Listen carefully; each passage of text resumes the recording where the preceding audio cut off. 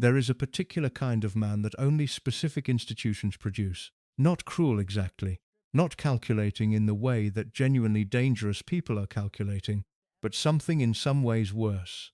A man so thoroughly insulated from consequence throughout his entire life that he genuinely cannot process the concept that his actions might produce outcomes he doesn't control. A man who has confused immunity with innocence for so long that the confusion has become structural, has become the foundation on which his entire understanding of himself is built.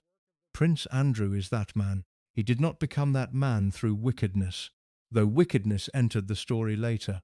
He became that man through the specific conditions of his birth and the specific failures of every institution and every person responsible for his formation. He was born the Queen's favorite son in a family where the Queen's favor was the most powerful force in the domestic universe. He was raised inside an institution that had spent 1,000 years developing mechanisms for protecting its members from the normal human experience of being wrong and being held accountable for being wrong. He was educated, if that is the right word for what happened to him, in environments that reinforced the central lesson his birth had already delivered, that the rules governing ordinary human conduct were, for him, largely optional. By the time he was old enough to make the decisions that would define his public legacy, he had received 50 years of confirmation that the defining lesson was correct. He was wrong about almost everything. He was never required to reckon with being wrong. The gap between those two facts is the entire story. The events that brought Andrew to global attention in the worst possible way are known in their broad outline to almost everyone who followed international news in the years between 2019 and 2022. The friendship with Jeffrey Epstein, the convicted sex trafficker. The allegations made by Virginia Giuffre, who said Andrew had sexually abused her when she was 17 years old. The BBC Newsnight interview that was supposed to clear his name and instead became one of the most forensically damaging hours of television a public figure has ever voluntarily submitted to. The withdrawal from royal duties, the removal of military titles and royal patronages, the civil lawsuit, the settlement, reportedly worth in the region of £12 million, paid without admission of liability. Those events are the surface of the story.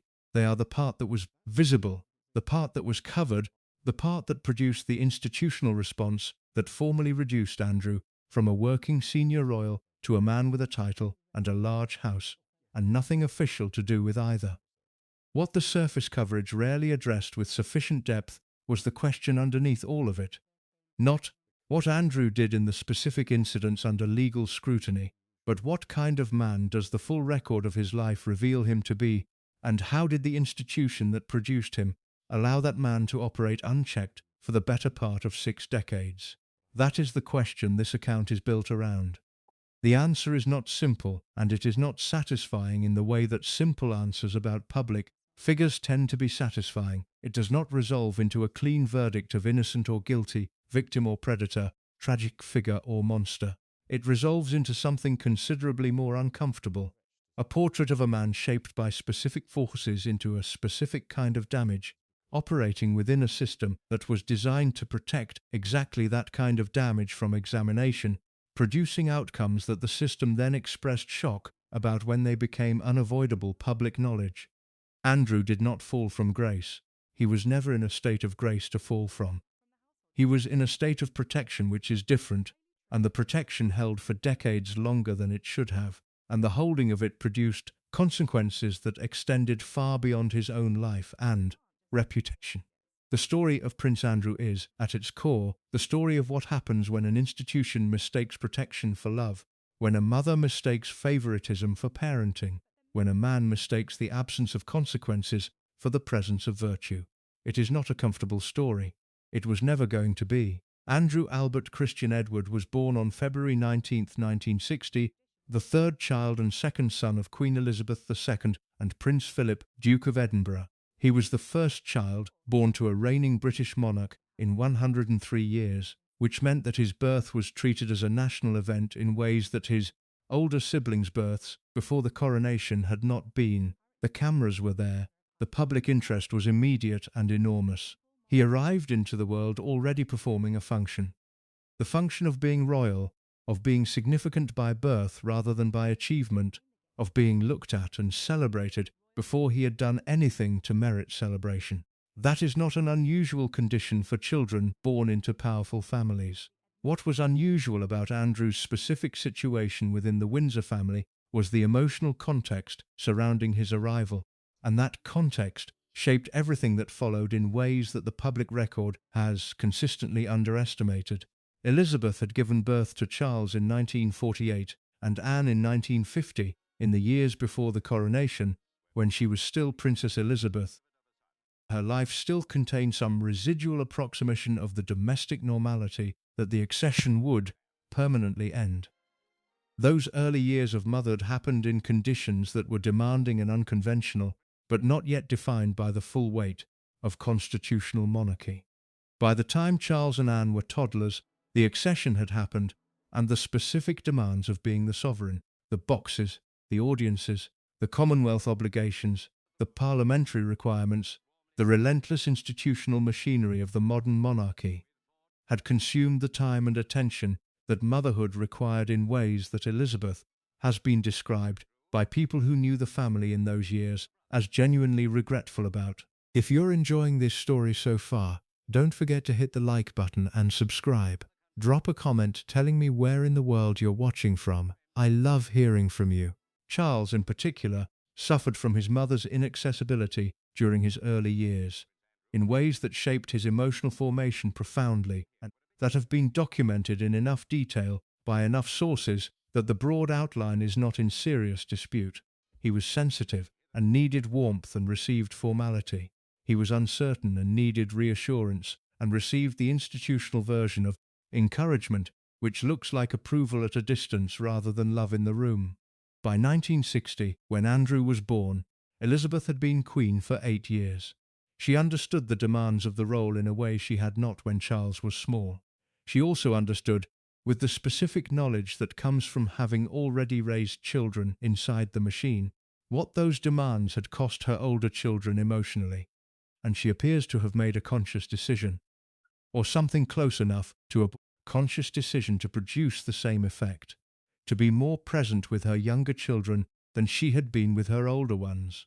The result was that Andrew and Edward, her 2 younger sons, experienced a version of their mother that Charles and Anne had not had access to, a warmer version, a more available version, a version that laughed more and was present more, and that responded to the specific personality of the child in front of her, rather than managing the child through the institutional protocols that had governed the older children's upbringing. For Andrew, specifically, this translated into something that went beyond warmth, into what the people who observed the family over decades have consistently described as favoritism. The Queen loved all her children. She was closer to Andrew than to any of the others. The distinction is real, and its consequences were significant. Philip's relationship with Andrew was the mirror image of Elizabeth's, and the mirror image was the other formative pressure of Andrew's childhood. Philip had always been most comfortable with Anne, whose physical confidence and outdoor interests and straightforward personality matched his own. He had struggled with Charles's sensitivity in ways that produced some of the most painful passages in the various accounts of Charles's childhood. The impatience, the dismissiveness, the specific cruelty that men of Philip's generation and formation sometimes deployed against sons they found insufficiently robust. With Andrew, Philip occupied a middle position that was in some ways more damaging than the explicit difficulty he had with Charles, because it was a position of relative indifference rather than active engagement. Andrew was not sensitive in the way that produced Philip's impatience. He was physically capable, confident, loud, the kind of boy who seemed to require nothing from the adults around him because he generated his own momentum. Philip engaged with that quality in the limited way he engaged with anything that didn't require his active intervention, which meant that Andrew grew up without the specific corrective pressure that a father's engaged attention, even critical attention, provides. Charles had received too much critical attention from Philip and not enough warmth. Andrew received not enough attention of any kind from Philip and too much warmth from Elizabeth, and the combination produced a specific developmental outcome that neither parent intended but both contributed to. A boy who is his mother's favorite and his father's afterthought learns, in the specific way that children learn the things that will define their adult personalities, that the primary emotional authority in his world is entirely on his side. He learns that love is unconditional in the specific sense, that his behavior does not appear to affect it, that he can be difficult or demanding, inconsiderate, the warmth from the primary source remains constant. He learns, in other words, that he does not have to earn anything. The love is there regardless. The approval is there regardless. That lesson, absorbed in childhood, does not stay in childhood. The school years were Heatherdown Preparatory School, and then Gordonstown, the Scottish boarding school that Philip had attended and that had been selected for Charles before Andrew, with results in Charles's case that were documented as miserable. Charles had found Gordonstown cold and brutal and socially hostile in ways that compounded his existing difficulties. The school had not been modified or reconsidered between Charles's attendance and Andrew's. What had changed was the boy. Andrew was not Charles. He was physically bigger, socially more confident, less given to the introspection that had made Gordonstown's environment so corrosive for his older brother. He could handle the cold and the physical demands and the social dynamics of a school built on the principle that hardship produces character. He did more than handle it. He thrived in it, or appeared to thrive in the way that boys who are naturally dominant in peer groups tend to thrive in environments that reward physical confidence and social aggression. The Gordonstown years did not produce the corrective that Charles's misery had failed to produce in a different way. Where Charles had been diminished by the school's harshness, Andrew was confirmed by it. His existing confidence was reinforced. His social dominance in peer context was established as a pattern. The lesson that the world would organize itself around his personality rather than requiring his personality to organize itself around the world was delivered again in a new context. What Gordonstown did not deliver was any serious academic formation. Andrew was not an intellectually curious boy, and the school's emphasis on physical and outdoor achievement over academic rigor did not push him toward intellectual development in the way that a different educational environment might have. He left Gordonstown without the kind of intellectual framework that makes a person capable of sustained self-examination, without the habit of asking why, of questioning his own assumptions, of recognizing that the version of the world visible from inside his specific position might not be the only version or the most accurate one. This is not a criticism of his intelligence in any narrow sense. Andrew was not stupid. He was capable of learning things and applying them in practical contexts. What he lacked was not raw cognitive capacity, but the specific intellectual formation that produces humility, the understanding that what you don't know is as significant as what you do, that the gaps in your perspective are as important as the content of it. He left Gordonstown without that formation. He never subsequently acquired it. The decision to pursue a naval career was the first significant adult decision of Andrew's life, and it was a good one in the limited sense that it placed him in a context where his genuine qualities, the physical confidence, the social ease, the absence of the anxiety that had made Charles's public life so visibly strained, could be effectively deployed. He trained at Britannia Royal Naval College in Dartmouth, qualified as a helicopter pilot, and served in the Royal Navy with a commitment and a seriousness that the people who served alongside him have consistently described as genuine.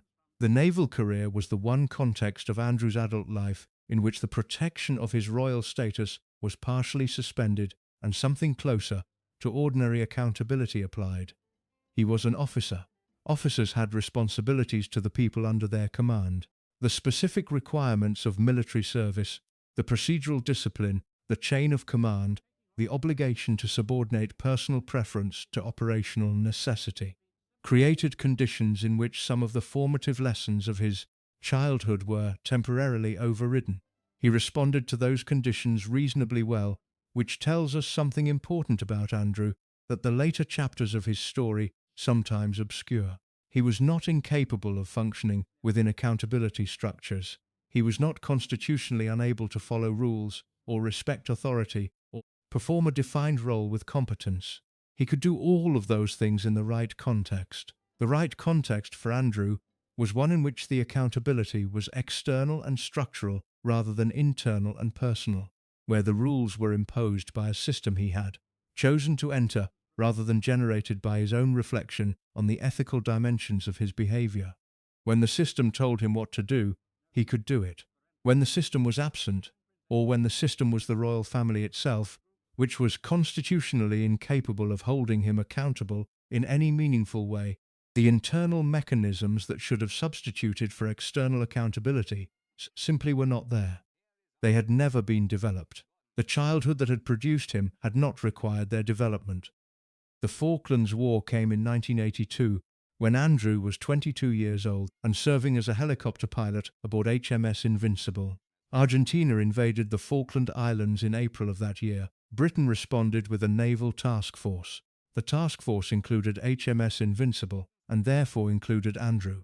The decision to send him to the South Atlantic was not without institutional anxiety. He was the Queen's son. He was third in line to the throne. The prospect of a senior royal being killed or captured in a shooting war raised concerns that the palace, the government, and the military all had to manage. There were people who argued for keeping him out of the combat zone or assigning him to a role that would be militarily nominal rather than genuinely dangerous. The Queen refused to have him treated differently from other officers of his rank. The decision was presented at the time as evidence of the royal family's commitment to service and equality. If your country sends its sons to war, it sends all of them.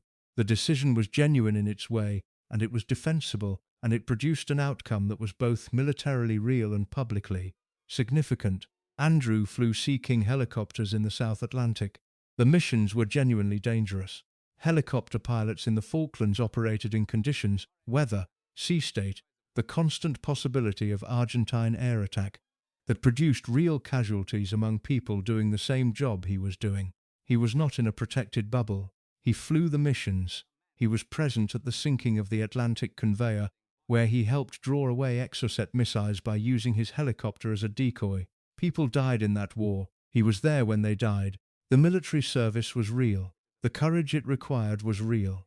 The Falklands experience was the most genuinely formative period of Andrew's adult life, the one context in which he was required to function under conditions that his royal status could not modify. What the Falklands produced, in Andrew's case, was not the deepening and humbling that serious military experience sometimes produces in the people who go through it. It produced something else, a permanent, fixed self-image of a man who had been tested and had not been found wanting, who had served when service was required, who had earned something through genuine risk that gave him the right to speak and act from a position of established personal worth. That self-image was not entirely wrong. He had served. The service was real, but the translation of that real service into a permanent license, into the sense that having been brave in 1982 meant that his judgment and his character were beyond question in 1992 or 2002 or 2012, was a translation that the evidence of those subsequent decades does not support. He spent the 40 years after the Falklands trading on the identity they had given him, not always explicitly, not always consciously, but consistently. When his judgment was questioned, the implicit answer was always the Falklands. When his character was doubted, the silent response was the South Atlantic. The war had given him a self-image of proven worth, and the self-image was immovable in ways that made genuine self-examination essentially impossible.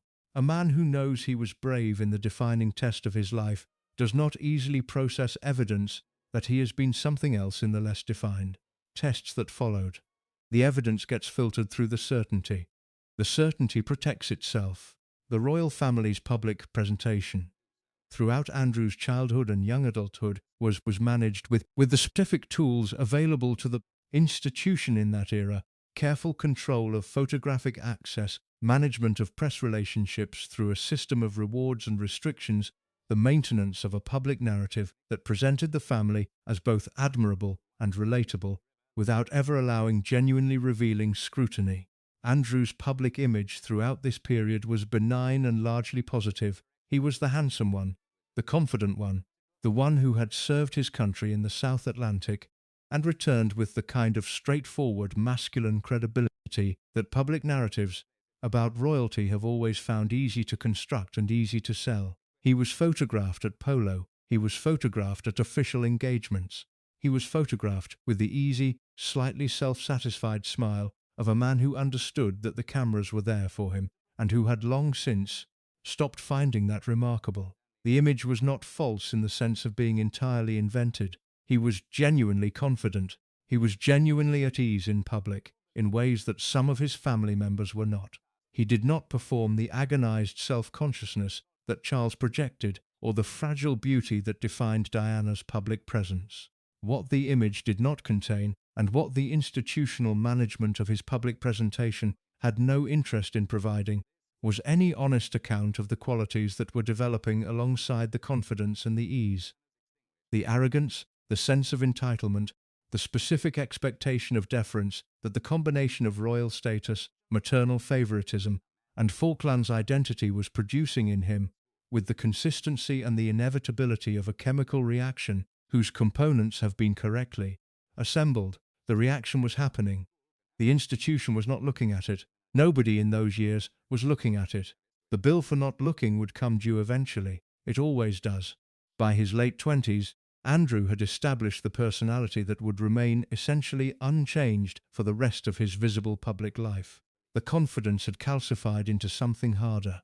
The ease had acquired an edge. The sense of being exceptional, of being someone to whom ordinary considerations of conduct and consequence did not fully apply, had moved from a childhood formation into a fixed adult character trait that expressed itself in his dealings with staff, with officials, with the press, with the women he was involved with, and with the broader world that his title gave him access to, and that his character increasingly shaped into something that served him rather than challenged him.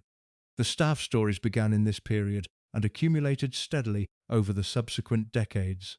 The rudeness to household employees, the demands that were framed as commands rather than requests, the specific expectation that the people whose job it was to support him would absorb his moods and his unreasonableness without comment and without recourse.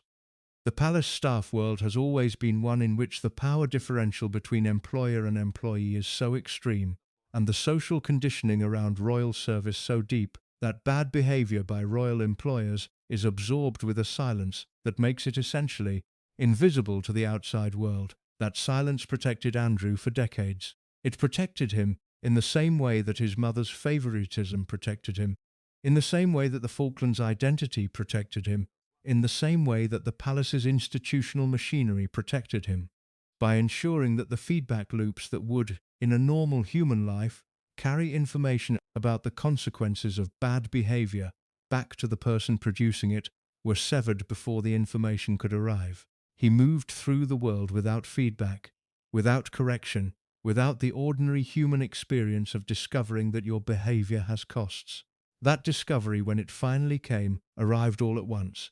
It came in the form of a BBC interview on a November evening in 2019, and it came too late to produce anything except damage. But that is later. The formation came first, and the formation was complete, in its essential shape, before he was 30 years old. The task force that sailed from Portsmouth on April 5, 1982 carried with it something that military deployments rarely carry in quite such concentrated form: the full attention of a nation that had not fought a conventional war in a generation, and that was, in ways it could not entirely articulate, looking for something to feel proud of. Britain in 1982 was not in good condition. The economy was difficult. The social fabric was under pressure in ways that the riots of the previous year had made visible and violent. Margaret Thatcher's government was unpopular in ways that mid-term governments often are, but more specifically and more deeply than the normal political cycle usually produces. The Falklands changed all of that, and the changing of it happened with a speed and a totality that surprised almost everyone, including the government that found itself the beneficiary. A distant archipelago that most British people could not have located on a map 3 months earlier became the site of a national narrative so powerful that it reshaped the political landscape for the next decade. The war was short. Britain won. The dead were mourned, and the victory was celebrated, and the task force came home to scenes of public welcome that the country had not produced since 1945. Andrew came home on it. He stood on the flight deck of HMS Invincible with a red rose between his teeth, grinning at the cameras, and the image ran on the front page of every newspaper in Britain. It was the image of a man who had been to war and come back from it with his spirits intact, who had done something genuinely dangerous and was visibly pleased to have done it and survived it. The public loved it. The public loved him in that moment, in the straightforward, uncomplicated way that a good war story told by a handsome young man generates love. The rose between the teeth was his own idea. That detail matters more than it might appear to, because it was the first clear public evidence of something that would define Andrew's relationship to his own image. For the rest of his life, the instinct to manage the moment, to add the theatrical touch, to ensure that the image being produced was the image he wanted rather than simply the image that the circumstances generated. He was 22 years old, coming home from a shooting war, and his first instinct was to think about how the photograph would look. That instinct is not simply vanity. It is image management, and image management is a skill, and skills have their uses. The problem with Andrew's version of this skill was not that it existed, but that it was never accompanied by the complementary capacity. The ability to accurately assess how an image or a statement or a behavior appeared to people who were not predisposed to see it favorably. He understood how to construct the impression he wanted. He never developed the ability to stress test that impression against the perspective of someone who was watching critically rather than sympathetically. The rose between the teeth looked triumphant to him. It looked slightly ridiculous to people who were not already disposed to celebrate him. He never registered the gap between those two responses, because the gap was never made visible to him by anyone in a position to make it visible. The war itself lasted 74 days from the Argentine invasion to the Argentine surrender. In that time, 255 British military personnel were killed, 775 were wounded, and several ships were sunk or severely damaged. The Argentine casualties were higher. The fighting was, in the conditions of the South Atlantic winter, brutal in the specific ways that ground combat in terrible weather always is. Cold, wet, exhausting, punctuated by violence that arrived without warning and ended the lives of people who had been alive seconds before. Andrew did not fight on the ground. He was a helicopter pilot, which meant his experience of the war was defined by the specific combination of technical concentration and sudden exposure that helicopter operations in a combat zone produce. He flew missions. The missions had real risks. Argentine aircraft were operating in the same airspace. The weather was hostile. The sea below was cold enough to be fatal within minutes if you went into it. The Atlantic conveyor incident has been cited in Andrew's various public accounts of his Falklands service as the defining moment of his combat experience, and it is worth examining in some detail because the way he has described it over the years reveals something about the relationship between his actual experience and the myth he constructed from it. The Atlantic conveyor was a container ship that had been requisitioned by the Royal Navy to carry supplies and aircraft to the task force. On May 25, 1982, it was struck by two Exocet missiles fired by Argentine aircraft. The missiles had originally been targeted at HMS Hermes, one of the task force's carriers. The standard account of the incident, which Andrew has endorsed in various tellings, holds that Sea King helicopters, including Andrew's, operated as decoys, drawing the missiles away from the carriers and toward the Atlantic conveyor. The reality of what happened is somewhat more complicated in its technical specifics, and the debate among naval historians about the precise sequence of events and the degree to which helicopter decoy activity influenced the missiles' final trajectory has never been fully resolved. What is not in dispute is that the Atlantic conveyor was hit, that 12 men died in the attack and subsequent sinking, and that Andrew was in the operational area when it happened. He was there. People died near him. He continued flying his missions afterward. The service was real and the danger was real, and the experience of being present when people are killed in a conflict is not something that can be dismissed or minimized regardless of the specific tactical details. What happened to that experience in the years after the Falklands is the issue, because what happened to it was not serious military service usually does to the people who go through it. The expected outcome, a deepening of perspective, a recalibration of what matters, The specific gravity that comes from having been close to death and having seen it visit other people did not appear to have occurred in Andrew's case in any durable way. What occurred instead was something more like fossilization. The Falklands experience became a fixed exhibit in the Museum of Andrew's self-image, a permanent display that was always available for viewing by anyone who questioned his character or his judgment or his conduct. The exhibit said, "I was tested. I did not fail. Whatever else you think you know about me, this is what I am." The exhibit was never updated. It was never complicated by anything that came after it. It never had to absorb the question of whether being brave in 1982 had any relevance to the question of whether his behavior in 1992 or 2002 or 2012 was appropriate. In the museum of his self-image, the Falklands room was the most important room, and it was the room he returned to whenever the other rooms became uncomfortable. This is a specific psychological defense mechanism, and it is not unique to Andrew. It is the mechanism that many people who have a single defining, positive experience use to protect themselves from the implications of the less positive experiences that follow. But in Andrew's case, the mechanism was reinforced by every institutional and personal structure around him in ways that prevented it from ever being challenged seriously. The palace did not challenge it. His mother did not challenge it. The royal household that surrounded him did not challenge it.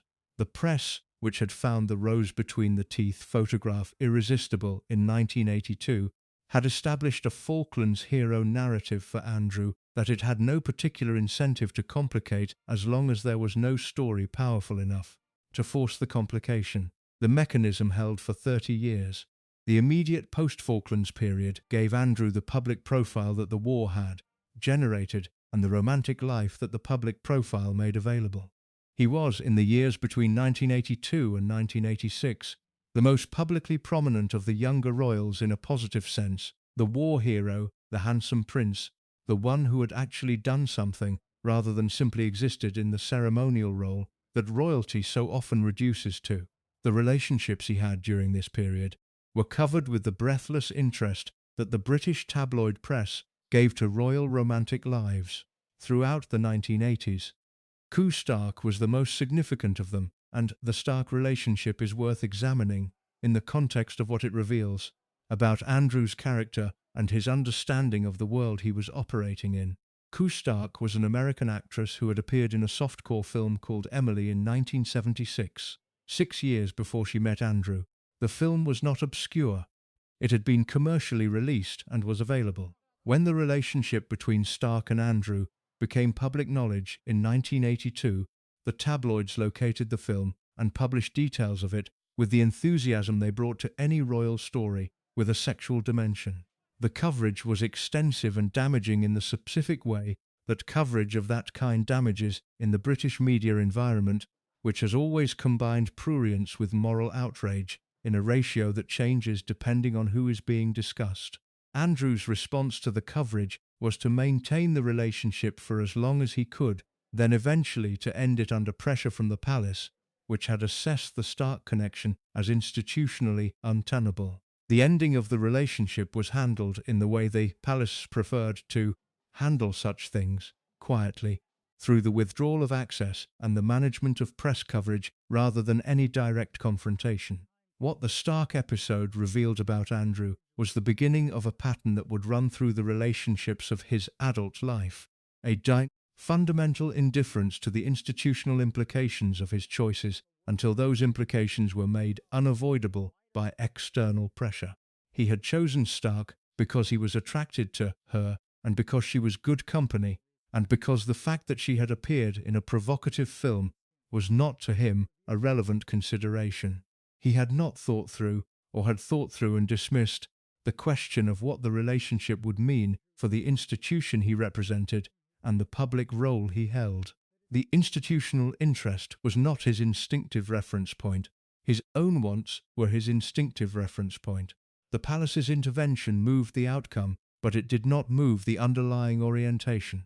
The naval career continued through the 1980s alongside the public social life that the post-Falklands profile made possible. He served on various ships, qualified on additional aircraft types, progressed through the officer ranks in the way that a capable, committed naval officer with no obvious reason to leave the service would progress. The Navy remained, through this period, the one institutional context in which the accountability structures he had never internalized in any personal sense were imposed on him externally and reliably. He left active naval service in 2001, retiring with the rank of commander. The retirement ended the last institutional context in which genuine accountability had operated on him with any consistency. What replaced it was the role of the Duke of York, Special Representative for International Trade and Investment, a position he was appointed to in 2001 and that he held until 2011. The role was a remarkable piece of institutional logic. It took Andrew's royal title and his commercial instincts and his network of international contacts and gave them an official function, creating a context in which behavior that might otherwise have required scrutiny was given the cover of government purpose. The trade role is where the mythology of the Falklands hero first intersected, in a fully developed form, with the commercial and social realities of Andrew's adult conduct. He travelled the world on government-funded trips, meeting business figures and government officials and the kind of wealthy international operators who populated the commercial world that British foreign trade policy was supposed to engage with. He entertained and was entertained. He formed relationships with people whose backgrounds and activities he either did not examine or examined and dismissed. He was, in this role, the man who had always been at the center of the room, who had always expected the room to organize itself around him, operating in a context where the room obligingly did exactly that. Because the room contained people who wanted access to what he represented and who would extend whatever courtesies and entertainments and inducements were necessary to maintain that access. The Falklands identity had given him the self-image. The trade role gave him the platform. The combination, in the hands of a man who had never received effective correction and had no internal mechanism for applying it himself, was reliable combustible material. The myth of the Falklands hero is worth distinguishing carefully from the reality of the Falklands service, because the distinction illuminates something important about how public narratives become personal armor. The reality was that Andrew was a 22-year-old naval officer who did his job in dangerous conditions and acquitted himself adequately in a short, sharp conflict that Britain won. That is genuinely creditable. Many people in similar positions did the same thing. Some of them died. He did not. He came home and was celebrated and was given, by the public narrative that followed, a status of proven heroism that the actual record of his service, competent, real but not exceptional, did not fully support. The myth built on that reality was something larger and less accurate. It was the myth of a man fundamentally defined by courage, of someone whose character had been forged in fire and found solid. It was a myth that Andrew embraced and extended in every subsequent context, partly because it was useful and partly because, over time, he appears to have genuinely confused the myth with the reality. People who confuse their myths with themselves become incapable of the self-examination that reality requires. The myth is protective precisely because it is fixed. It does not update, it does not process new evidence, it does not allow for the possibility that the person who was brave in one context might be something different in another.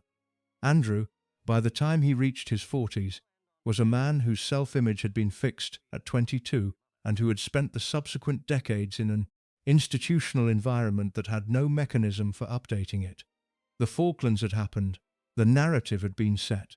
The man who stood on the flight deck with a rose between his teeth was the man Andrew understood himself to be, regardless of what the man Andrew was actually becoming. The gap between the myth and the reality became most visible in his public conduct during the 1990s and 2000s, in the accumulating body of behavior that the tabloids covered with varying degrees of accuracy but consistent interest. The Gulf stories, the stories about demanding travel arrangements and abandoned arrival protocols, and the rudeness to staff that became a specific genre of Andrew coverage. The nicknames Air Miles Andy, eventually for the use of expensive transport for personal travel funded by public money. The pitch at Palace operation that mixed genuine entrepreneurial purpose with commercial relationships that were difficult to distinguish from the personal enrichment of a man trading on his title. None of these stories individually were catastrophic. Each one was dismissible, and each one was dismissed by the institutional machinery that managed Andrew's public image and by Andrew himself, who met criticism with the specific combination of wounded dignity and genuine incomprehension that characterized his response to any suggestion that his behavior was anything other than entirely appropriate. The wounded dignity came from the Falklands myth. A man who had served his country in a shooting war did not need to explain his travel arrangements to tabloid journalists. The genuine incomprehension came from the childhood formation. A man who had never received effective feedback about the consequences of his behavior did not have a cognitive framework for processing the information that feedback was now attempting to deliver. The stories accumulated, the myth held, the correction did not come. It did not come for 20 more years. When it came from America, from a federal court in New York, from a woman named Virginia Giuffre, who had been 17 years old when the events she described had allegedly taken place. The Falklands myth had no answer for that. It turned out in the end to have no answer for very much at all. The history of Andrew's relationships with women is a subject that has been covered extensively in the tabloid press and almost never analyzed seriously, which is a distinction that matters, because the tabloid coverage focused almost entirely on the identities of the women and the glamour of the relationships, while the serious analysis would have focused on the pattern, on what the consistency of his behavior across multiple relationships over multiple decades reveals about how he understood women, desire, and the specific kind of power that his position gave him over both. The pattern is visible from the beginning. It is visible in the Stark relationship, in the marriage to Sarah Ferguson, in the relationships that followed the divorce, in the social world he inhabited through the 1990s and 2000s, in which women were a consistent feature of his entertainment and his environment in ways that the people around him normalized and the institution declined to examine. Understanding the pattern requires looking at each significant relationship not as an isolated episode, but as a data point in a sequence, and reading the sequence for what it consistently reveals, rather than for what each individual episode appeared to contain. Before Stark, there were other women, less publicly documented, who populated the social world that Andrew inhabited through his late teens and early 20s.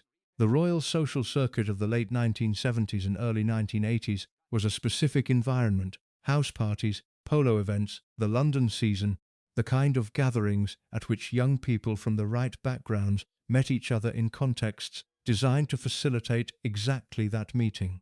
Andrew moved through this world with the ease and the confidence that his upbringing had given him, and with the specific additional quality that his royal status provided, the quality of being the most significant person in any room he entered, which in that social world translated directly into romantic and social desirability of a nearly unlimited kind.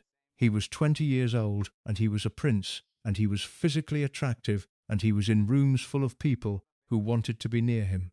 The combination is not one that produces humility or careful self-examination in most people, and Andrew was not most people in the specific sense that the forces pushing against humility in his case were considerably stronger than they would have been for anyone else in that world.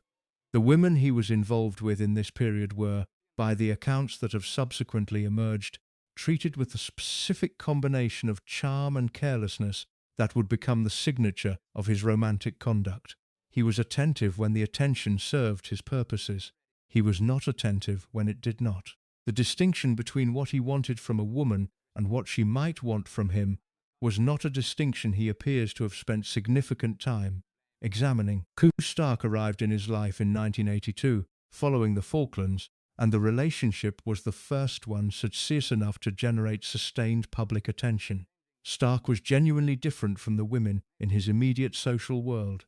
She was American, she was professionally established in a way that most of the women in his circle were not. She was intelligent and direct, and had a self-possession that did not depend on proximity to royal status for its existence.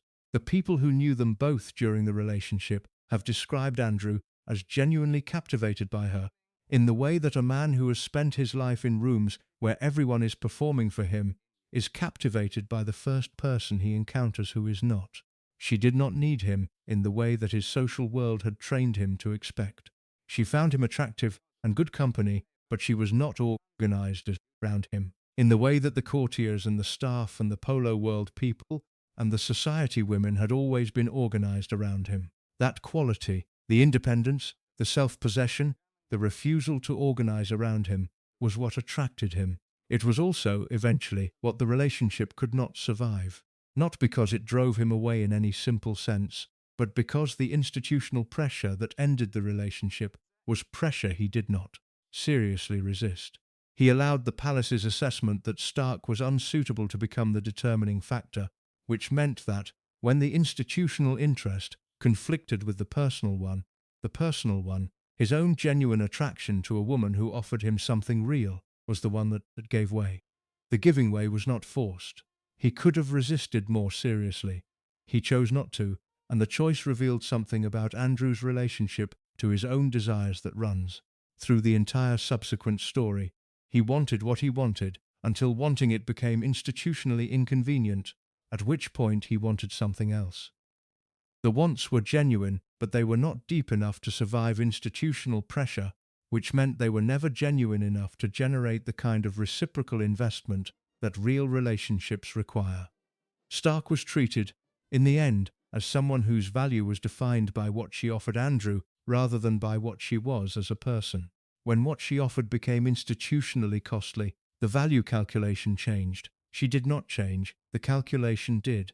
Sarah Ferguson has been discussed in detail in the preceding account of her own story, but she appears here again in the context of Andrew's pattern rather than her own, because seeing the marriage from his side rather than hers reveals different things.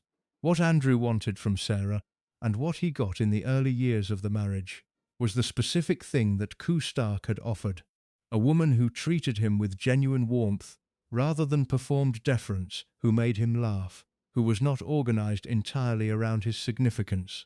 Sarah's social confidence and her humor and her physical ease made her, in Andrew's experience, unusual in exactly the way Stark had been unusual. What the marriage also gave him was the institutional resolution of the companionship question. He had found someone appropriate, someone the palace approved of, someone who came from the right world and could perform the required functions of a royal wife. The personal and the institutional were aligned, which was the condition that the Stark relationship had failed to produce.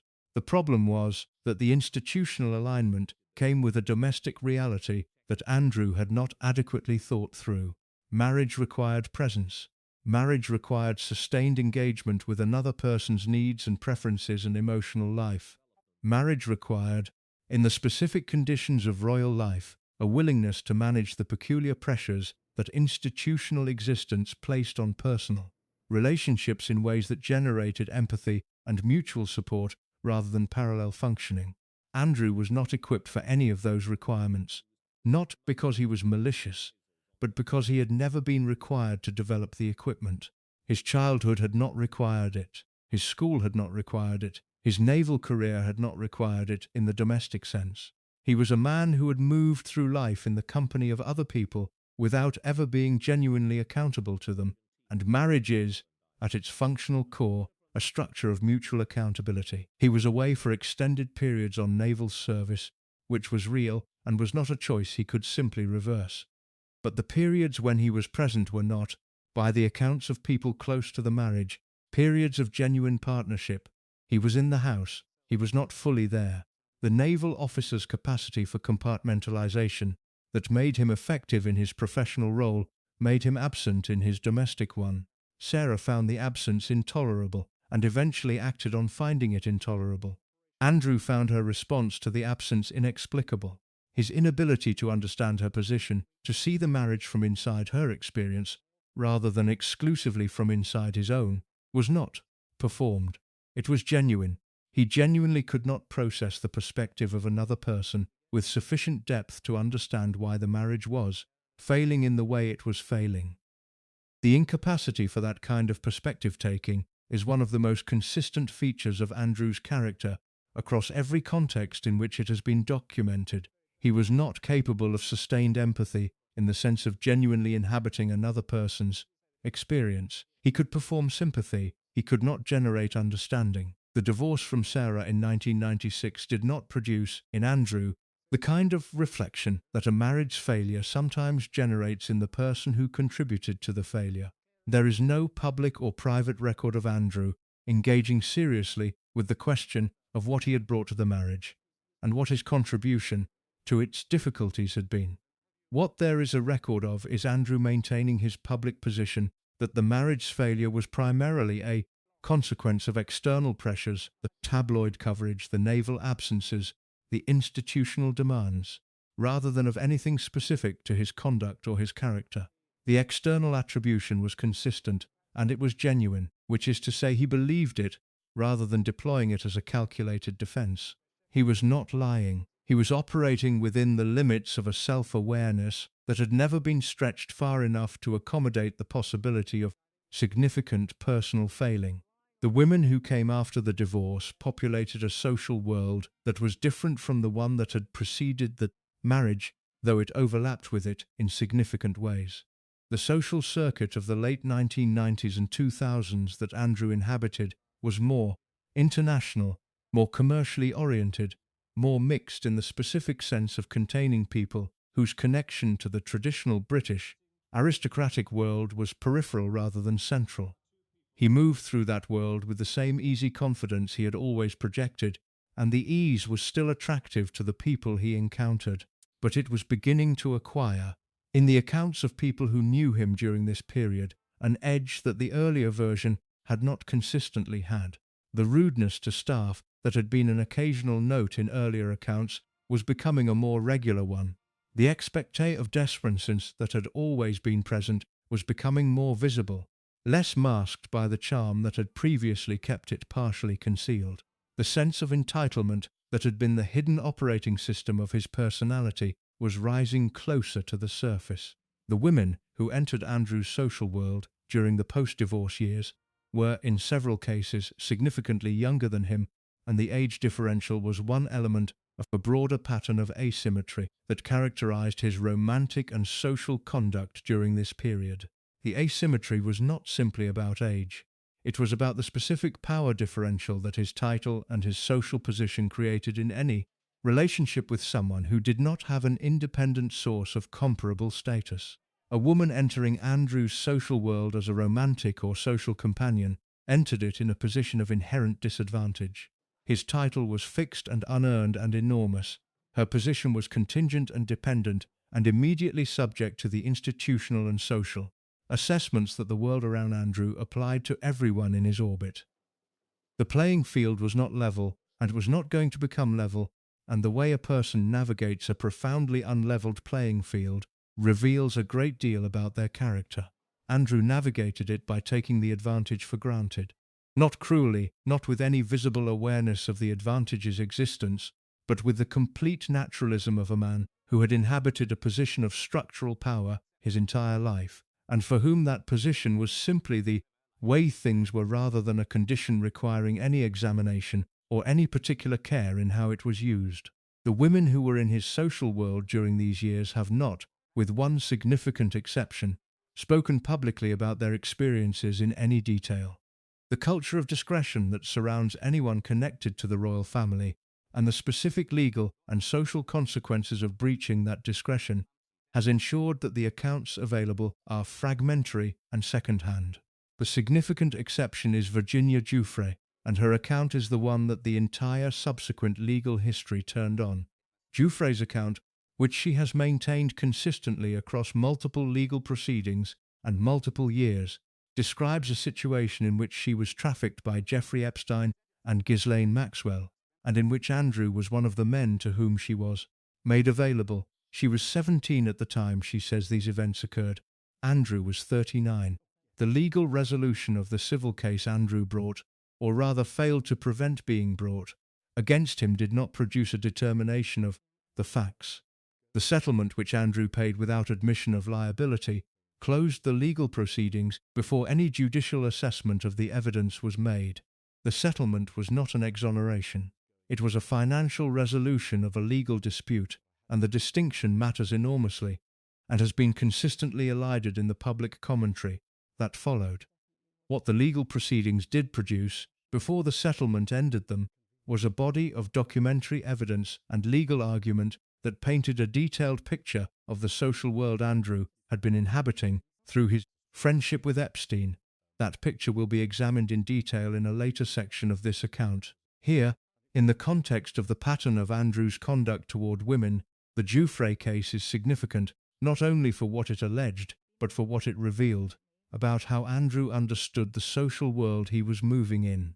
He was moving in a world in which very young women were available as entertainment and as sexual company for wealthy and powerful men. He knew that world was organized that way. The evidence that he was aware of the general nature of Epstein's social arrangements is substantial, even if the specific knowledge of the trafficking operation beneath those arrangements is less easily documented. He found that world comfortable. He returned to it repeatedly. He maintained the friendship with Epstein after Epstein's 2008 conviction in ways that suggest either a remarkable indifference to what the conviction represented or a familiarity with the world it exposed that made the conviction seem less damning than it should have. Either explanation implicates the same underlying quality, a fundamental orientation toward the question of what women in his social world were for, that is visible as a pattern throughout the entirety of his adult life. The pattern assembled from the available record is consistent enough to constitute a portrait rather than a collection of incidents. He was drawn to women who offered something beyond the performance that his social world's default required. The genuine attraction to independence and self-possession in Stark, in Sarah, in other women in his circle was real, but the attraction was to the quality as it served him, as it made his experience more interesting, more pleasurable, more distinctive, rather than to the person who carried the quality as a complete human being with her own interior life and her own needs and her own claims on fair treatment. He did not sustain the investment that genuine attraction requires. When the charm phase of a relationship ended and the relationship required deeper engagement with another person's reality, the engagement was not forthcoming. The women in his life experienced this as a specific kind of abandonment, not the dramatic, visible kind, but the gradual withdrawal of attention and care that leaves the other person in the formal structure of a relationship, while the emotional content of that structure has quietly been removed. He was genuinely incapable of sustaining the reciprocity that relationships require, not because he was unfeeling, but because the developmental work that produces reciprocal capacity had never been done. He had been the recipient of care in every significant relationship of his life, from his mother's favoritism through the palace household servicing of his every need through the social world's organization around his status. Being the recipient of care is not the same as learning how to provide it, and Andrew had never been in a position that required him to learn the difference. The women in his life paid the cost of that failure to learn. Some of them paid it quietly. One of them paid it in a federal court in New York. The question of whether Andrew's conduct toward women throughout his adult life constitutes a coherent ethical failure or simply a personality shaped by extraordinary circumstances into an extraordinary incapacity for normal relating is a question that the available evidence does not entirely resolve. What the evidence does resolve is the pattern. The pattern is there. It is consistent across 5 decades and multiple contexts and multiple women. It is the pattern of a man who understood women primarily in terms of what they provided him: entertainment, validation, company, status, pleasure, and who was genuinely unable or genuinely unwilling to extend to them the same consideration of their interior lives and their autonomous needs that he expected and received from every significant relationship in his own life. That pattern was not an accident. It was a formation. It was the product of the specific childhood that produced him, the specific institution that contained him, and the specific absence of any corrective force that might have interrupted the formation before it became the fixed structure of his adult character. The women in his life were the people who most directly experienced the consequences of that formation. They experienced it across decades and in conditions ranging from the mild social disappointment of a relationship that failed to provide what it promised to the extreme harm alleged by Virginia Giuffre. The range of those consequences is itself the measure of the formation's damage.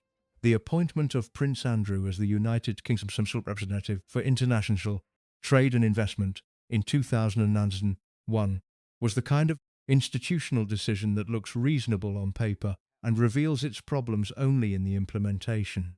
The logic behind it was straightforward enough. Andrew had a royal title that opened doors in international commercial contexts that career diplomats and trade officials could not open. He had a network of personal contacts built through years of royal social life that extended across business, communities in multiple countries. He was available in a way that working royals with more clearly defined constitutional functions were not, because his position as the spare rather than the heir gave him a flexibility of schedule and a freedom of movement that Charles, with his formal constitutional obligations, could never have matched. The appointment gave all of that, a formal structure, a government endorsement, and a budget. It placed Andrew in the middle of Britain's international commercial diplomacy, with official authorization to use his royal identity, a commercial instrument on behalf of British business. What the appointment did not do was establish the oversight mechanisms, the conflict of interest protocols, the ethical frameworks, and the accountability structures that should have surrounded any public official operating in commercial environments with public money and public authority. The trade representative role was designed around Andrew's assets, his title, his network, his access, without adequately accounting for his liabilities, which were the same qualities that had been accumulating and going unchecked since childhood. The result was a decade of conduct that the government eventually found embarrassing enough to end Andrew's role in 2011 after the News of the World published details of friendships with Jeffrey Epstein in the context of his official duties, and the combination became untenable. But the Epstein connection was only the most dramatic element of a pattern of commercial conduct that had been raising questions for years, before it became unavoidable. The arms-dealing dimension of Andrew's commercial activities is the one that his defenders find easiest to dismiss, and that his critics find hardest to document with the precision that definitive accusation requires. And the gap between those two positions is itself revealing about how Andrew operated in commercial contexts. He was not an arms dealer in any formal or legal sense. He did not buy and sell weapons. What he did repeatedly and in multiple contexts was use his royal title and his official trade representative role to facilitate relationships between British defence companies and foreign governments in ways that blurred the line between legitimate trade promotion and something more like personal commercial brokerage. The specific cases that generated concern included his relationships with the governments of Azerbaijan, Kazakhstan, and Tunisia, among others, at periods when those governments' human rights records were the subject of significant international criticism, and when the propriety of a British royal serving as a commercial intermediary for them was at minimum a question that deserved examination. In Azerbaijan, Andrew developed a relationship with President Ilham Aliyev and with the state oil company SOCAR that included multiple visits to the country, attendance at events hosted by the Aliyev government, and the facilitation of commercial relationships that benefited British companies, and, less transparently, Andrew's own social and financial network. The Aliyev government was, during the same period, the subject of documented reports of election fraud, political imprisonment, and the suppression of civil society. These were not obscure criticisms made by marginal observers. They were the findings of international human rights organizations and the assessments of Western governments. Andrew's response to questions about his relationships with governments of this kind was consistent and consistently inadequate, that his role was to promote British trade and investment, that the personal relationships he developed in service of that role were a normal feature of international diplomacy, and that the criticism of his conduct reflected a misunderstanding of how trade promotion actually worked. The response was not entirely without merit. International trade promotion does require engagement with governments that are imperfect by liberal, democratic standards. The choice of which imperfections to overlook and which to treat as disqualifying is a genuine policy question without a clean, universal answer. Career diplomats and trade officials navigate these questions within frameworks of institutional accountability that involve oversight, documentation, and the capacity for retrospective review. Andrew navigated them without any of those things. The Pitch at Palace operation was Andrew's signature commercial initiative during the post-trade representative years, and it deserves more analytical attention than it has generally received, because it is the commercial project that most clearly illustrates the specific way Andrew understood his own value and how that value could be deployed. Pitch at Palace launched in 2014 as a platform for connecting entrepreneurs with investors, using the physical setting of the palace and Andrew's royal connections as the mechanism for generating the access that the platform offered. Entrepreneurs applied to participate.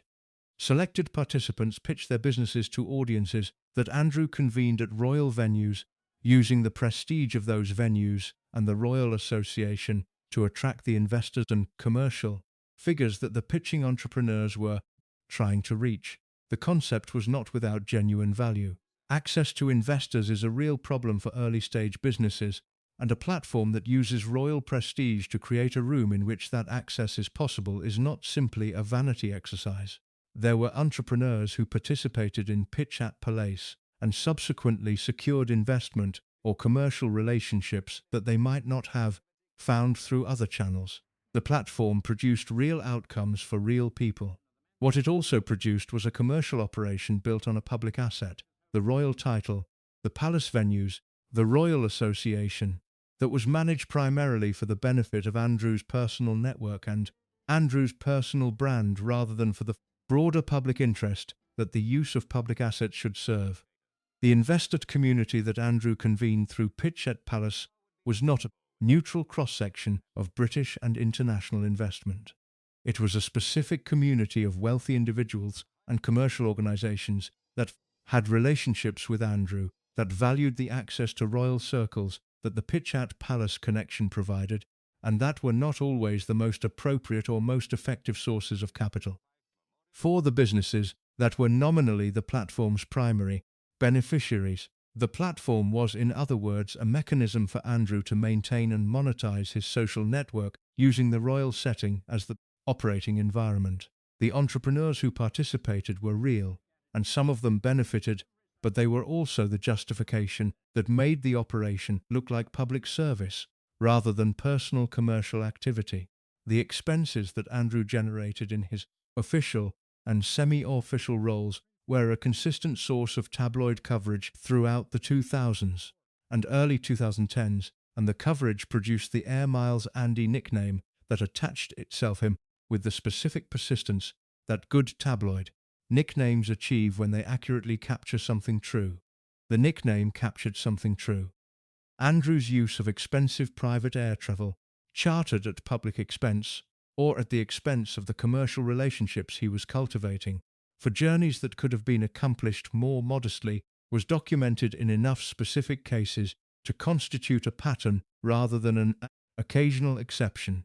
A 2011 report by the National Audit Office examined Andrew's use of official travel resources and found that a number of his trips had involved expenditure that was difficult to justify in terms of the official outcomes produced. The report's language was careful and institutional. It did not accuse Andrew of deliberate misuse of funds, but it documented a pattern of expenditure that reflected an assumption about the standard of travel to which he was entitled that was not consistent with the standards the public interest required. Andrew's response to the Audit Office findings was the same response he gave to every critical examination of his official conduct.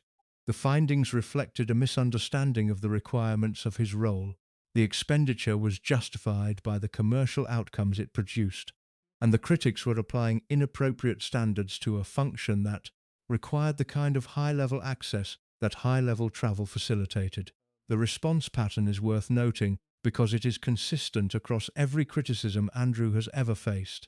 A combination of defensive explanation, assertion of the legitimate purpose underlying the questioned conduct, and implicit suggestion that the critic lacks the understanding or the context to assess the situation accurately. He is never simply wrong. There is always a reason, always a context, always a failure of understanding on the part of the person raising the concern.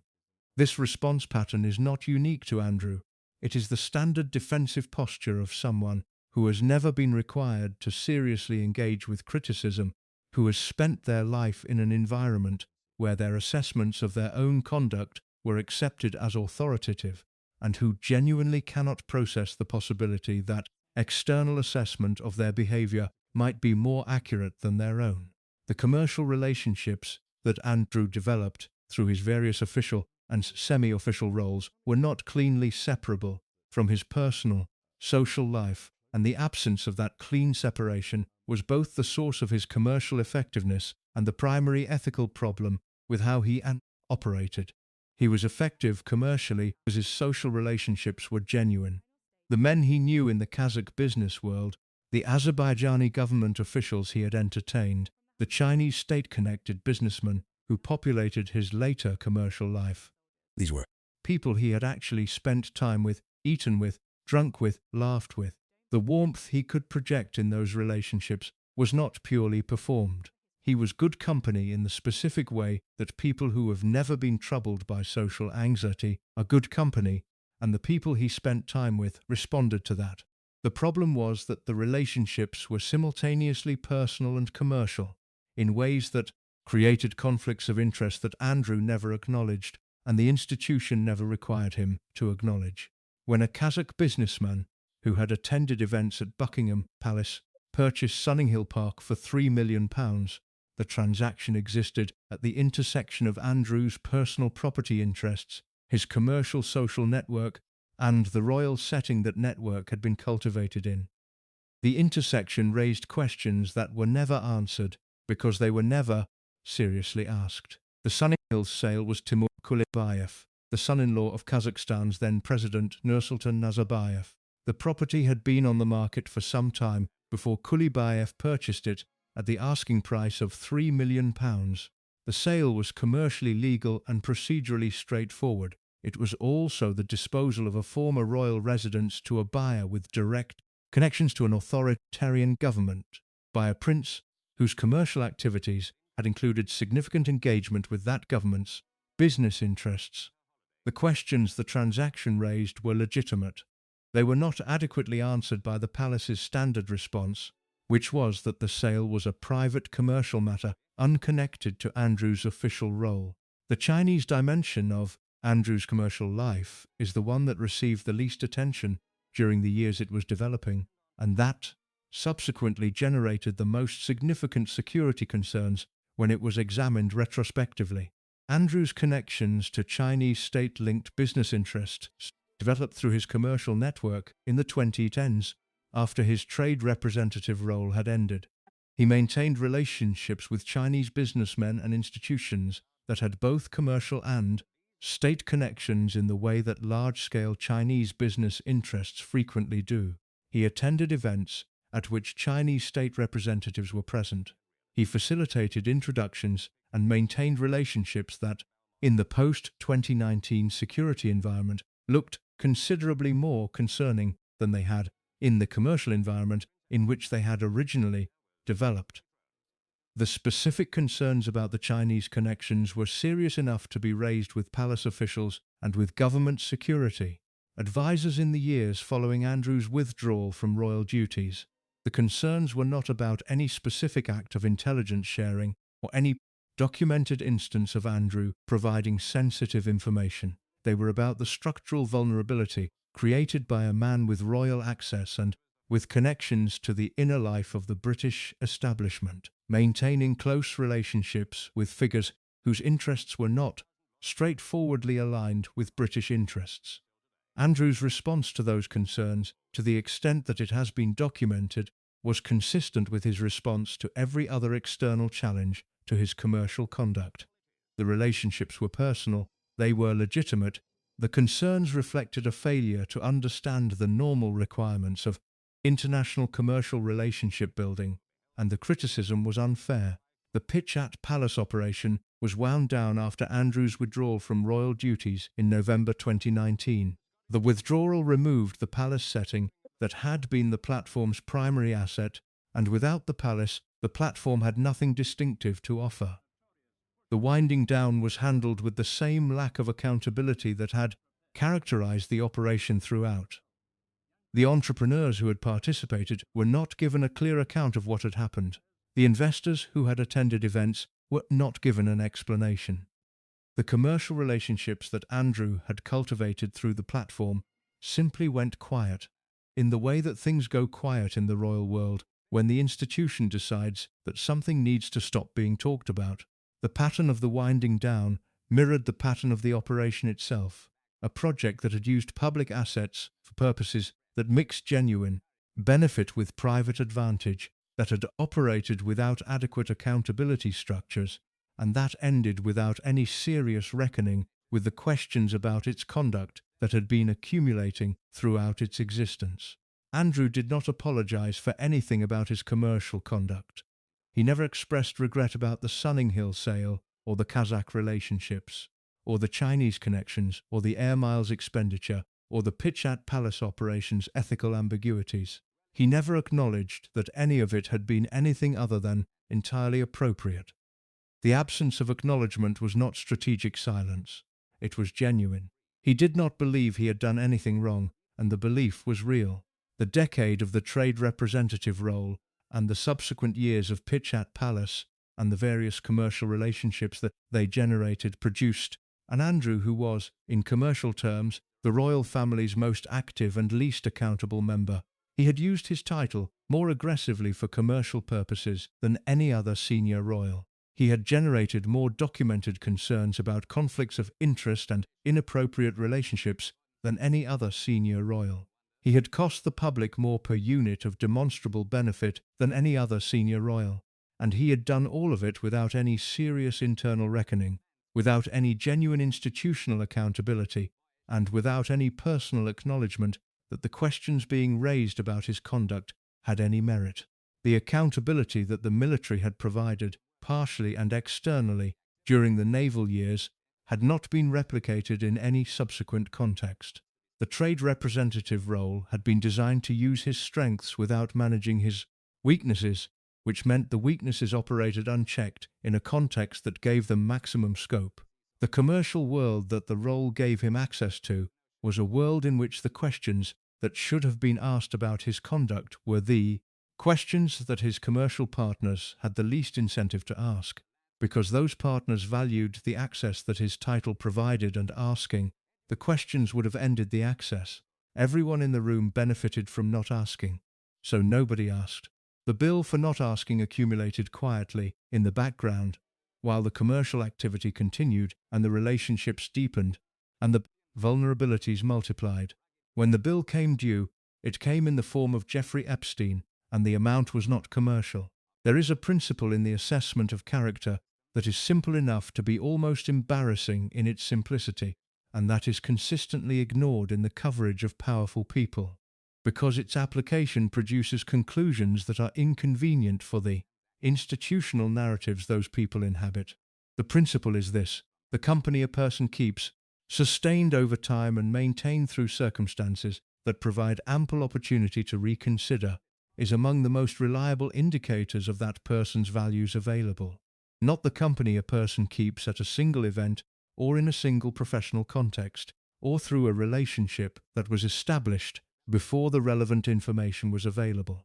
The company a person keeps across years, through developments that clarify what the company consists of, through warnings from people in a position to offer them, through public information that removes the possibility of genuine ignorance. If you're hooked on this story, make sure to subscribe and turn on notifications so you never miss an upload.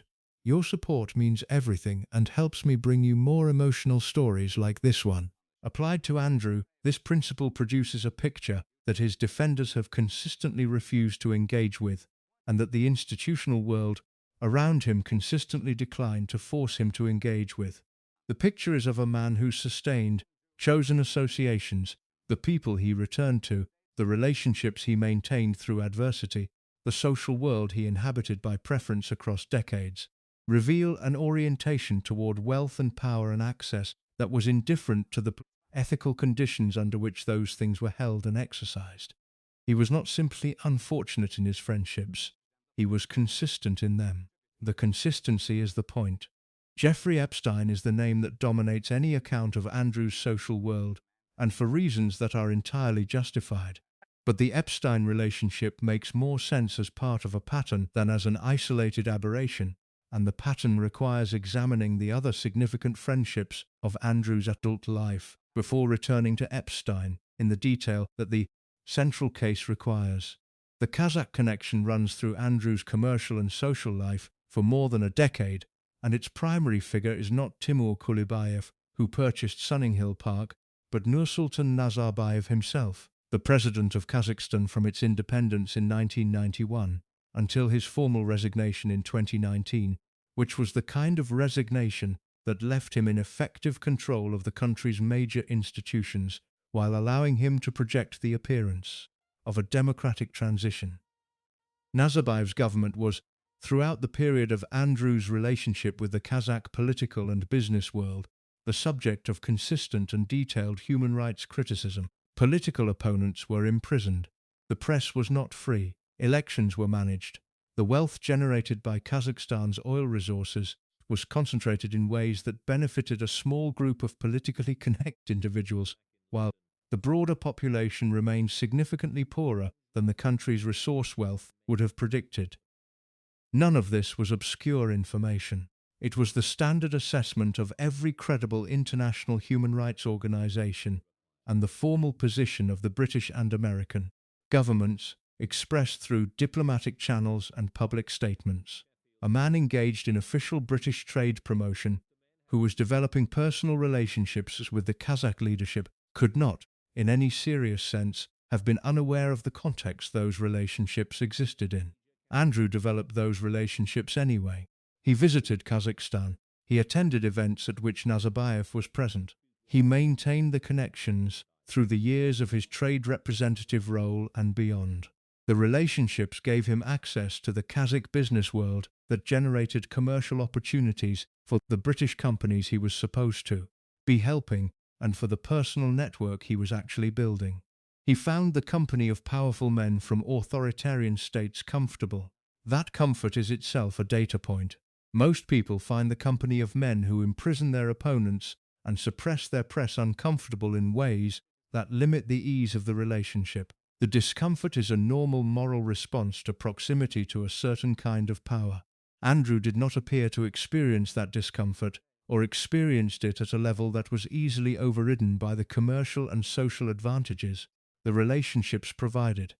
The Azerbaijan connection operated on similar terms to the Kazakh one, with the Aliyev family occupying the same structural position in Andrew's Azerbaijani social world that the Nazarbayev connection occupied in the Kazakh one. Ilham Aliyev had inherited the presidency from his father in 2003 in the kind of dynastic succession that authoritarian systems sometimes produce when they want the appearance of legitimacy without its substance. His government's human rights record was, if anything, worse than Kazakhstan's in some documented respects, with a particular pattern of journalists and civil society figures that generated specific international concern. Andrew visited Azerbaijan. He met Aliyev. He participated in events that were publicly used by the Aliyev government to project an image of international respectability that the government's domestic conduct did not merit.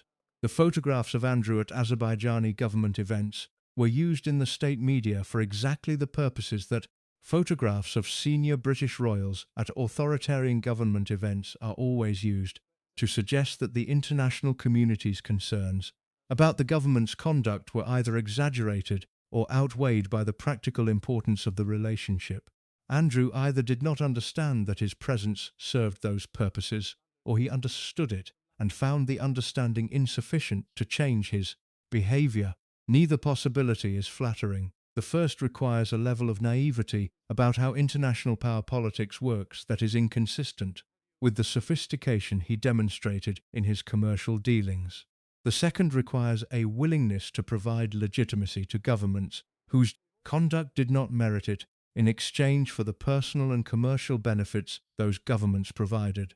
The Chinese connections that developed in the later years of Andrew's commercial life followed the same structural pattern as the Kazakh, Azerbaijani ones, with the additional dimension of operating in a context where the British security establishment had specific and documented concerns about Chinese state-linked influence operations targeting British institutions and individuals.